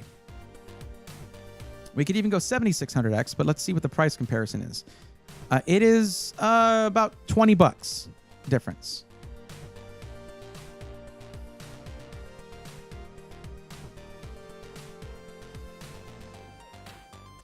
Wait, the 9070 XT is a 4K GPU? I thought it was 1440p, RIP. It's more for 1440. I would say once you get to 4K, the 9070 XT, the 5070 Ti pulls away from the 9070 XT. But it is capable of 4K. I would still suggest, because usually the prices are pretty somewhat similar, if you're going to be going for 4K, especially if it's AAA, lots of ray tracing, although the 9000 series ray tracing is improved over 7000 series and FSR4 is pretty dope, I still would say if it's 1440p, it's a toss-up between the two. 4K, the 5070 Ti is going to pull away a bit. But let's go with a 9600X.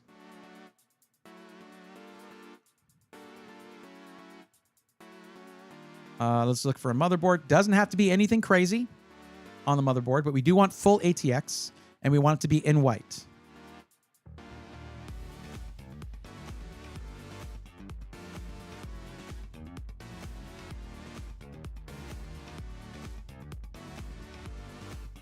You know, that's pretty clean, actually. But let's go by price. Yeah, it's not bad. Let's take a look at this thing.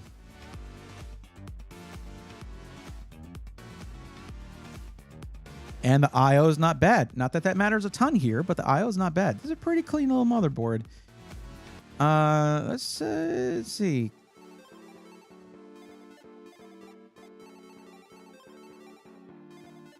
I'd say that's cleaner, though. Damn, son. Here's the big difference. It's the plastics. Okay? Look at the difference in the plastics. Gray, black plastics on this. And then here, super clean. And solid I/O as well. 2.5 gig Ethernet. No Wi-Fi. Is Wi-Fi needed? Yes. Oops. And it is about $18 to get the same thing with Wi-Fi. But that is Wi-Fi 7. Let's do it. Let's do it. A little nicer on the motherboard than needed, but hey, I think that is a super sick motherboard for the price. Let's do it. Okay. Let's see. So far, 5. Okay. We got to see what video card pricing is like. We might need to step it back, actually, now that I think about it. And maybe we do go with a 9070 XT. But let's see. First off, we're going to check the 9070 XT lowest price for a white GPU is $634.47. Okay. Now, what about 5070 Ti in white?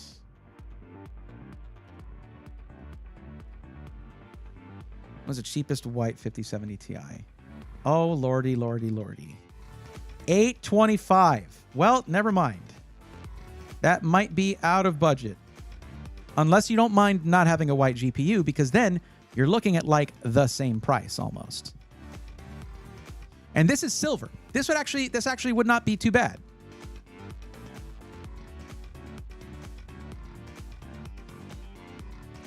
There's also this one, which features not a white GPU, but oops. There we go. Not a white GPU, but not black either. It's kind of got a mix of colors there. I would say the black and silver, as Alucard said, black and silver Ventus would be the way to go. And yes, in 4K, there is going to be a performance benefit with the 5070 Ti. FSR4 is great. DLSS4 is better. Okay. A difference of, $5 over the Gainward one. Okay. 9070 non-XT not getting any love nowadays. Well, that actually started, Super T30, that started from AMD. They barely released any of those. But now, I mean, that's the thing. Because there were that many available, and they made it basically it's an upsell to the 9070 XT. That's the same thing they did with the 7900 XT to the XTX, being $100 away, but being a big performance difference. Yeah. Silver feels right. All right. Let's do RAM. I kind of skipped that to get to. Let's do 32 gigs of DDR5 6000. CL30. Still kind of the sweet spot there.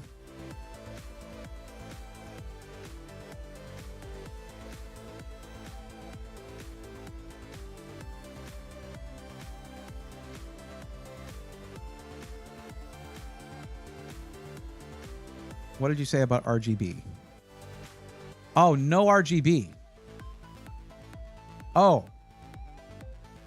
All right. No RGB. Well, I can do that for the RAM for sure. 32 gigs, DDR5 6000, CL30, 10 millisecond first word latency. The issue is that it's competing with the 5070, which has been seen much closer to MSRP than the 9070. True. 9070 has been a better price than the 9070 XT here, at least, so they recommend it over the more overpriced 9070 XT models. Some companies have been trying to milk customers by overcharging for certain. Yeah. That's, yeah. Also, the sky is blue. That's very, yeah. Man, at least they're consistent in their inconsistency. I mean, with announced launch MSRPs. Not being consistent with those. Storage, 2 terabytes, ought to do. Wait, how are we doing on price so far? Pretty good, actually. Because it's $16.50.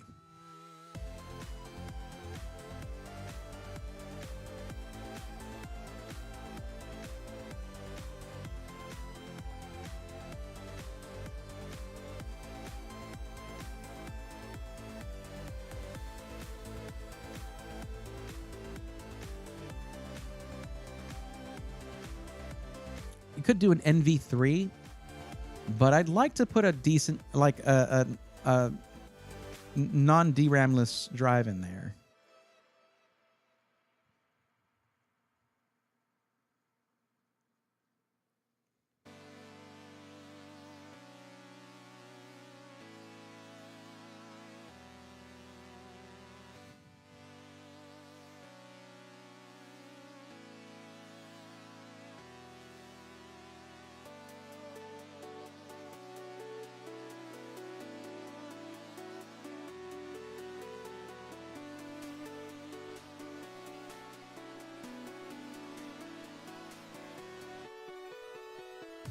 SN850X would do it. KC3000 is going to be actually, I think, a little bit better. 128 versus 129. KC3000 it is.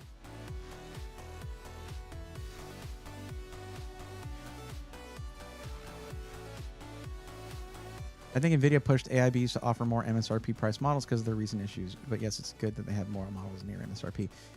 Here's my thing. This is a long shot.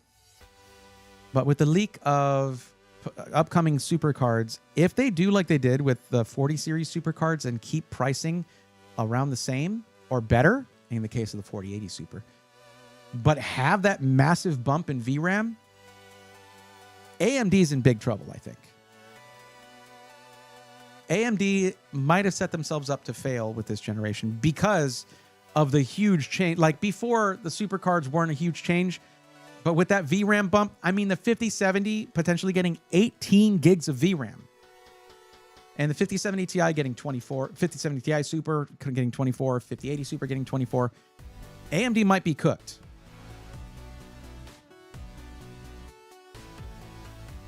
Raise his hand because the teacher was talking about me. Braythorn is absolutely right. The stream is addicting. He did my parts list right before the 7900X3D launched. Come back to hear about the current upcoming tech. Well, I'm glad you keep coming back, Gary. You might be a bit behind on the stream, though. Well, it's more, I'm not fussed, but no RGB will usually be cheaper here in the UK. I would say that that's, I mean, it used to be the case. It's not that much the case anymore, but speaking of cases, let's look at cases. Now, I can ask you this, at least you can tell me, Jordan, what is the preference for the aesthetic of the case? Do we want it to just be fairly standard front mesh, front intake kind of stuff? Or do we want the dual chamber? I mean, we're picking some gorgeous components for this. And a dual chamber case might be just the ticket here, where you're really, you have the front and side and front glass and it's showing off the build. I think that might be the way. The downside to some dual chamber cases, or I should say fish tank style cases, some of them are dual chamber, which is a wider overall amount of space taken on the desk. So if you have a wide desk, that's not a problem. But if that space is at a premium, it could be a problem.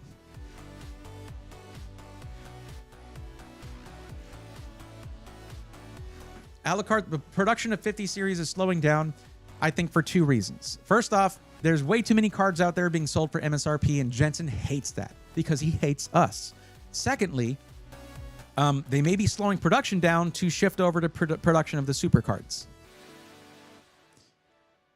AMD pushed AIBs to offer more MSRP price models because of recent issues. Nah, see, because people are paying people are getting close to MSRP, that's one of they want to control the supply chain again, like they did with 40 series and all that. They're actually not liking that, apparently. I mean, why else slow down production? Well, the reason is potentially because of supercard production being the next priority. Easy to build in. I'm new at building. All right, let's see if we can find the King 95 Pro then. I'd say that case is very easy to build in. And there it is.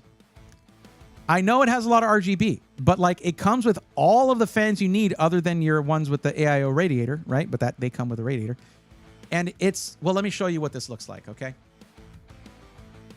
At least when I did the build in it. I like to show this off, okay? Because it's really a gorgeous case.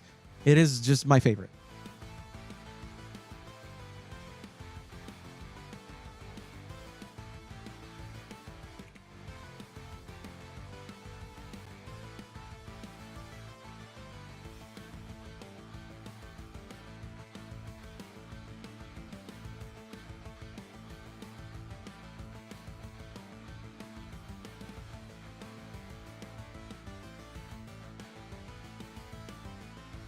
Party going on. I like this. Look at that. And it's not more expensive. This has all your RGB. It has all the RGB already there. And it is not more expensive. This is actually quite a good deal for a case. Because you get 2 reverse flow side intake 140 millimeter fans. You get 3 reverse flow bottom intake fans and the 1 standard flow rear exhaust fan. And because they're already all installed and cable managed, that makes it way easier to build in because you have less work to do. How open this is, it's easy to reach everything. It's fantastic. I love this case. Also, you don't have to have RGB software to control the RGB. It just has a button that you press to change the colors and all that. It's awesome. And the built-in patterns that it has for slightly shifting the color, stuff like that, are really nice. Like they got to near Fantex levels of pre-programming in this. So yeah, I would go with that.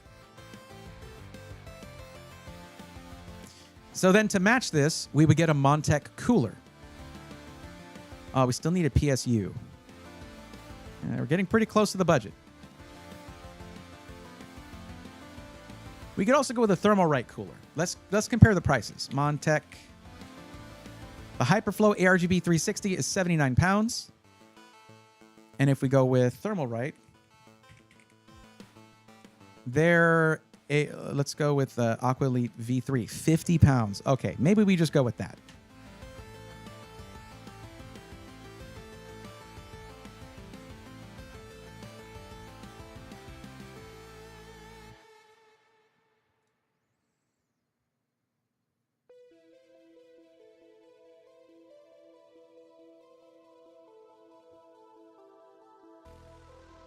I just hope there's not a compatibility issue making these work with the Montech case.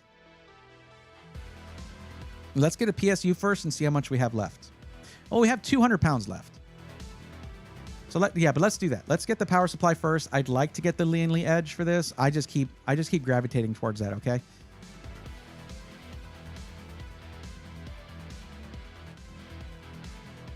Okay, 1,000 watts, 169. Wow, the 850 watt is actually worse. It's like $5 less. We'll go with the 1,000. Plus, it's platinum rated. Good Lord. Well, the gold is what we need. Okay, that's actually better. Okay. Gold, 1,000 watts, 129.95. We didn't need the platinum one. And that leaves us with about 70 pounds to work with. So we do potentially need to go with that Thermalright cooler instead. Unless you're okay with going a little bit over budget to guarantee compatibility, basically. Because I'm not sure about that with the Montech versus Thermalright. It's a Montech case. Let's see. The Montech Hyperflow, it's 79 pounds actually. I think we're good. We're 5 pounds over. How's that? Is that good? I think we did pretty good. Now, the one thing you'll need to do is you'll need to install Windows. The fun thing about Windows is we can install. Say you get the Windows Media Creation tool. You install Windows 11 Home. You can just never pay a licensing fee and just leave it unactivated. It'll have a little watermark in the bottom of the screen, but you save some money. Or you can get yourself a Windows 11 Home OEM license for like $25, as long as you don't go directly through Microsoft and you go through a site like VIP CDK Deals, which is the one that sponsors my YouTube videos at times. So if you look at actually, I'll just get you the link right now. I can just look it up right now. Because I'm already in my content thing here.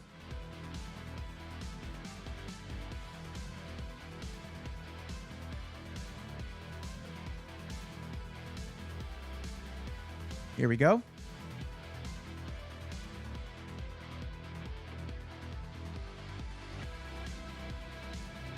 And there's the code to get it a little bit cheaper. And here's the link for your build. First, let me save it.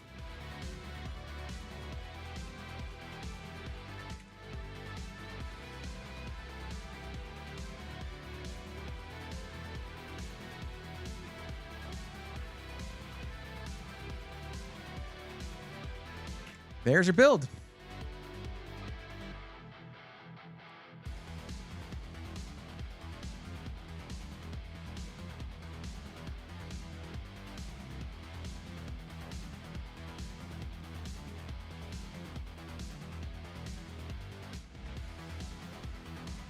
I think that turned out pretty great. I don't believe the AIO is an issue. It should be a standard thickness, unlike suggesting an Arctic AIO, which is 38 millimeters instead of 28. I know, it's just the AIO thing. It should just be standard 5 volt. Okay. Well, I mean, There's another thing, Org Chaos, and something that I think is not usually mentioned in most like AIO review videos or fan reviews or whatever. But when you have when you go with the same brand for both the case fans and the all-in-one liquid cooler, that brand is usually using the same source for all of their RGB products to get those RGB LEDs, like the same manufacturer for those. So when you go to a specific hex code or RGB value, list of RGB values or whatever, when you're picking your color, you'll get the same tone of color from all of them. Different brands, if you just set it to all white, you'll get different shades of white. It's crazy. This will keep that from happening generally when you're going through the same brand for everything. They're usually sourcing their RGB LEDs from the same supplier. Really appreciate all your help. I'll check back in once it's built. Please let me know. Yeah, you can share the experience with the Discord and the Rigs channel or the DIY channel as you're building the PC, or just the finished product in the Rigs channel. Maybe if depending on how your setup is, you could have like them next to each other or something like that, both your PC and hers, or your partners, and just let us know how that turns out. That sounds like fun.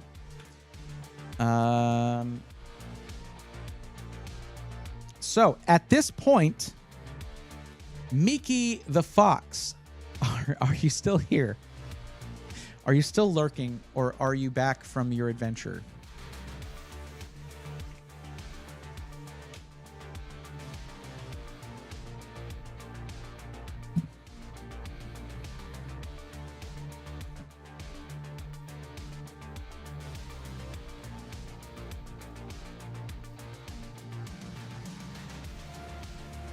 Twitch is just being real insistent about running an ad right now.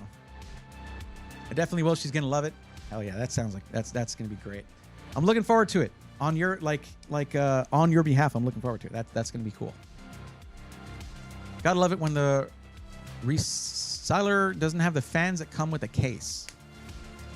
What happened? I don't know. Are you worried about space or RGB? RGB.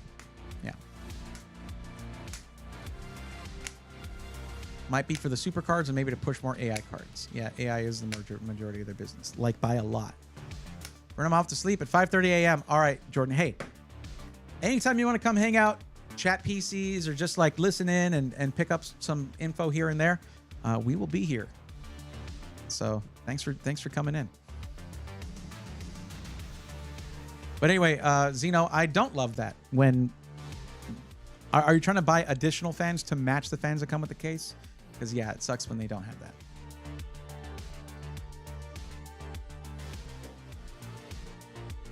Yeah, that does suck.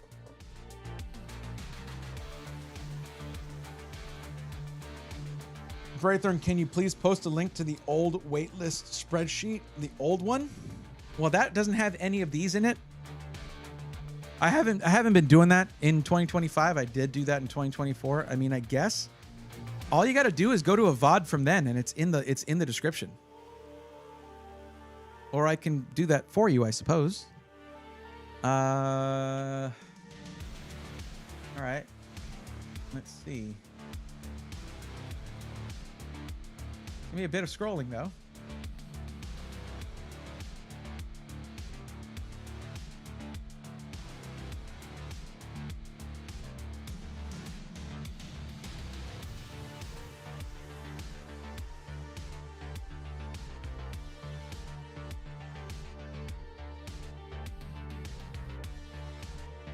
Okay, that didn't take long.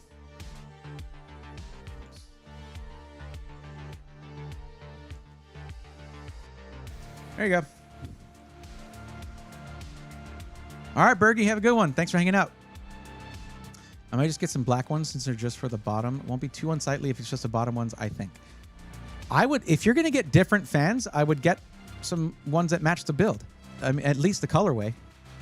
Arctic P12, P14 can be found in a 5-pack and are good cheap. However, if you search, you can find reverse models too, which is cool. I don't know. That's the kind of fan I would just stock up on a bunch of, but that's because I build PCs more than the average person would. I wouldn't say more than the average content creator does. I'm not on the higher end of that for sure, but yeah. Sorry, I needed a V8 slaps head. You're good. Don't worry about it. The link is there. You're good to go. If it still works, I honestly don't know.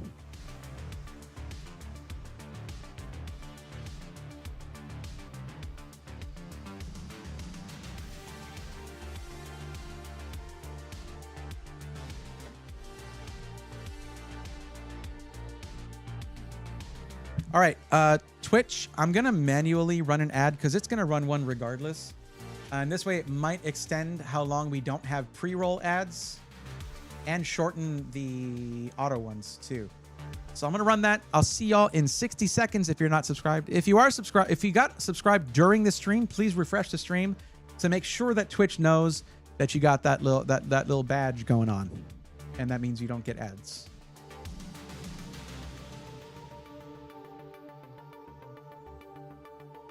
There we go.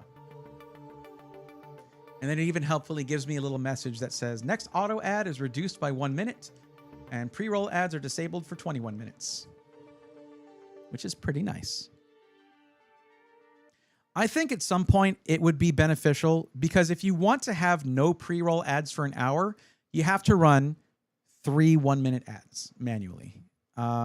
It might be beneficial to just be like, all right, guys, to make sure no one gets pre-roll ads when they come in, I'm running a 3-minute ad break. That just sounds exhausting, though, for people to be watching. I think we'll lose viewers if we do that. And I don't want people to feel alienated or like they shouldn't be watching just because they can't be paying $6 a month to be in here and not watch ads. Of course, there's always Twitch Nitro or Turbo or whatever the hell it is. There's that. And then it's like YouTube Premium where you just don't get ads, apparently. But I don't know.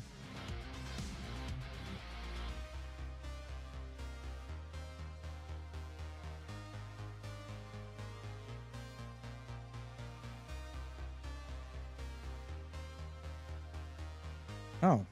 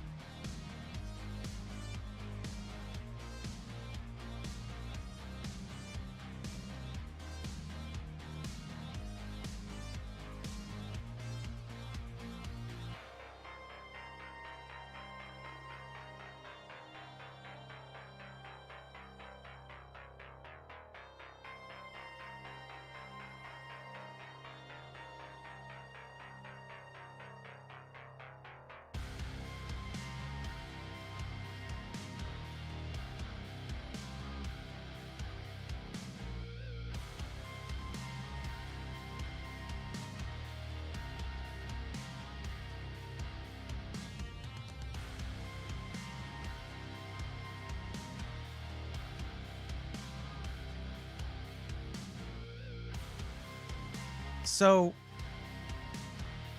here's what's going on.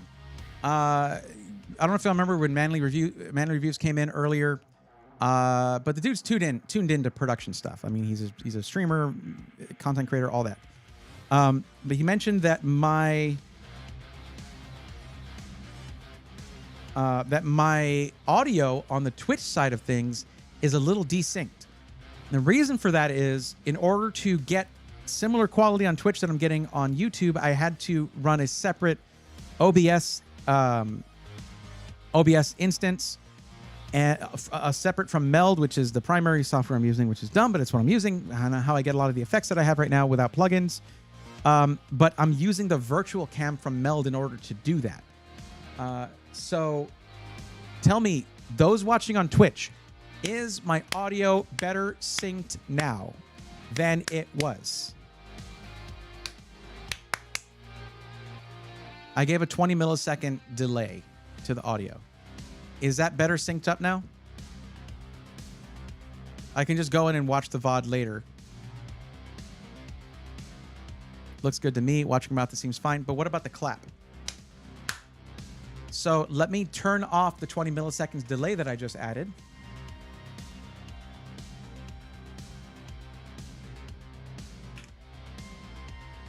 And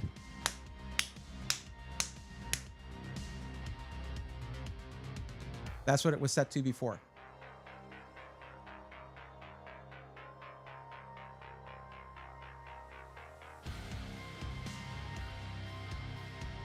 I'll leave the 20 seconds on there.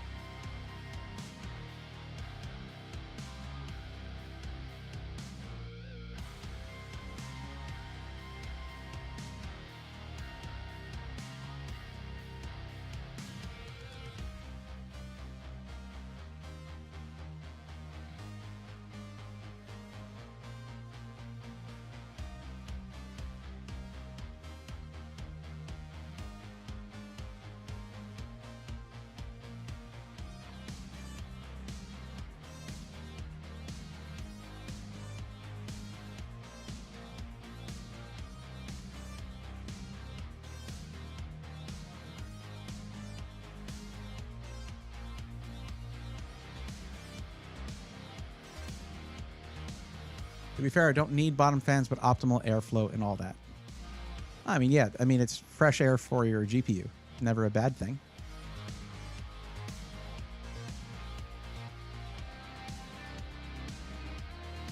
I missed the posture check from Skeeter, but my posture is pretty good right now, so I think I'm doing okay. My cases have bottom fans, but they mostly only really make the GPU run cooler at idle. Yeah, there you go. That's what it'll do. And Org Chaos, it's not that your GPU is necessarily is not benefiting under load. It just probably is able to reach higher frequencies under load, because it'll scale back the frequency depending on efficacy of the cooling solution.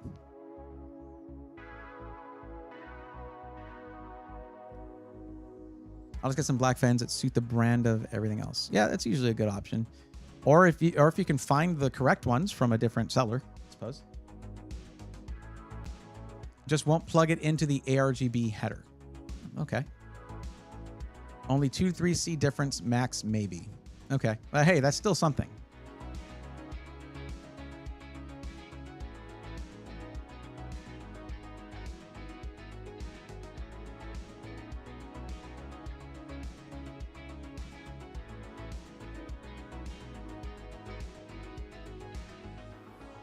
Oh, did Donkey Kong Bonanza come out? Sorry, I didn't mute that.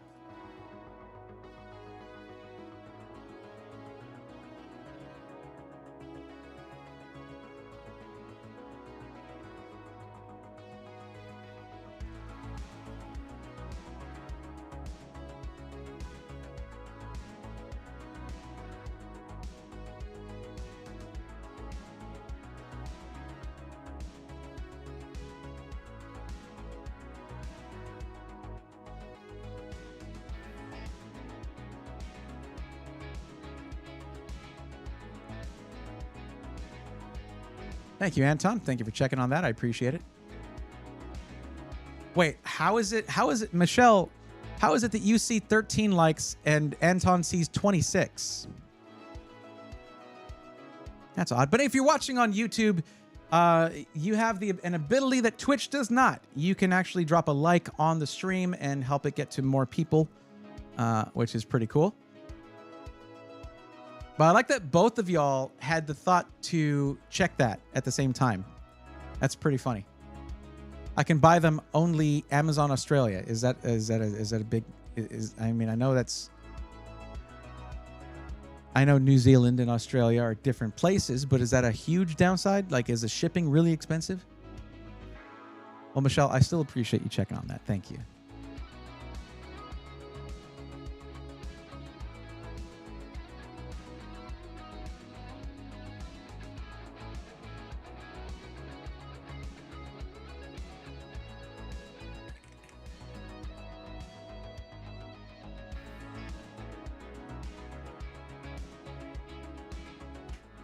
All right, guys. So shipping is bleh. Yeah, that figures. YouTube does that. Indeed, it does, Kenneth. Also, Kenneth, how's it going? And then they get here after everything else, which is not ideal. Yeah. Well, I mean, you can run it without that, though, at least. Thank you for smashing the YouTube like. I appreciate that. I will say it is unfortunate, but we are pretty much coming to the end on the stream. Thank you guys so much for watching. It's going to be tomorrow or Saturdays. It depends on when I get the answer from Asus on what they want me to do with the second PC, whether they want me to go ahead and review it anyway, since it's here, even though the packaging got messed up. But that packaging being messed up is part of the story, part of the narrative that we're gonna go through on tomorrow or Saturday's unboxing stream. Keep an eye on the Discord announcements to find out when that's going to be happening. Also, you'll see on YouTube that there is going to be the not going live, but I'll put it up a little early so that people can know when that stream is going to be starting. If you're a YouTube viewer, but that is going to be for this one. We're going to go and join Mired Media. We're going to raid Mired Media to go see how Jacob's doing. He's playing some Marvel Rivals right now, so absolute chaos essentially is what we'll find, because that's how Rivals runs. Doing good work late, so just got home. Well, I do appreciate you joining regardless. Thank you so much, Kenneth. Let's go all out, Noctua Chromax fans. Yeah, that's a good way to pay more for the fans than you did for the case. Very true. But thank you guys so much for joining. I appreciate it very much. And I'll see y'all tomorrow or Saturday for the unboxing and shakedown of an actual Asus pre-built or two. Who knows? But that's it for tonight. Until the next time. Also, Sunday is the last Tears of the Kingdom stream. The story comes to an end. It's going to be insane. And I hope to see y'all there on twitch.tv/Braethorn, because that's who I am. All right. See you guys then. Take care.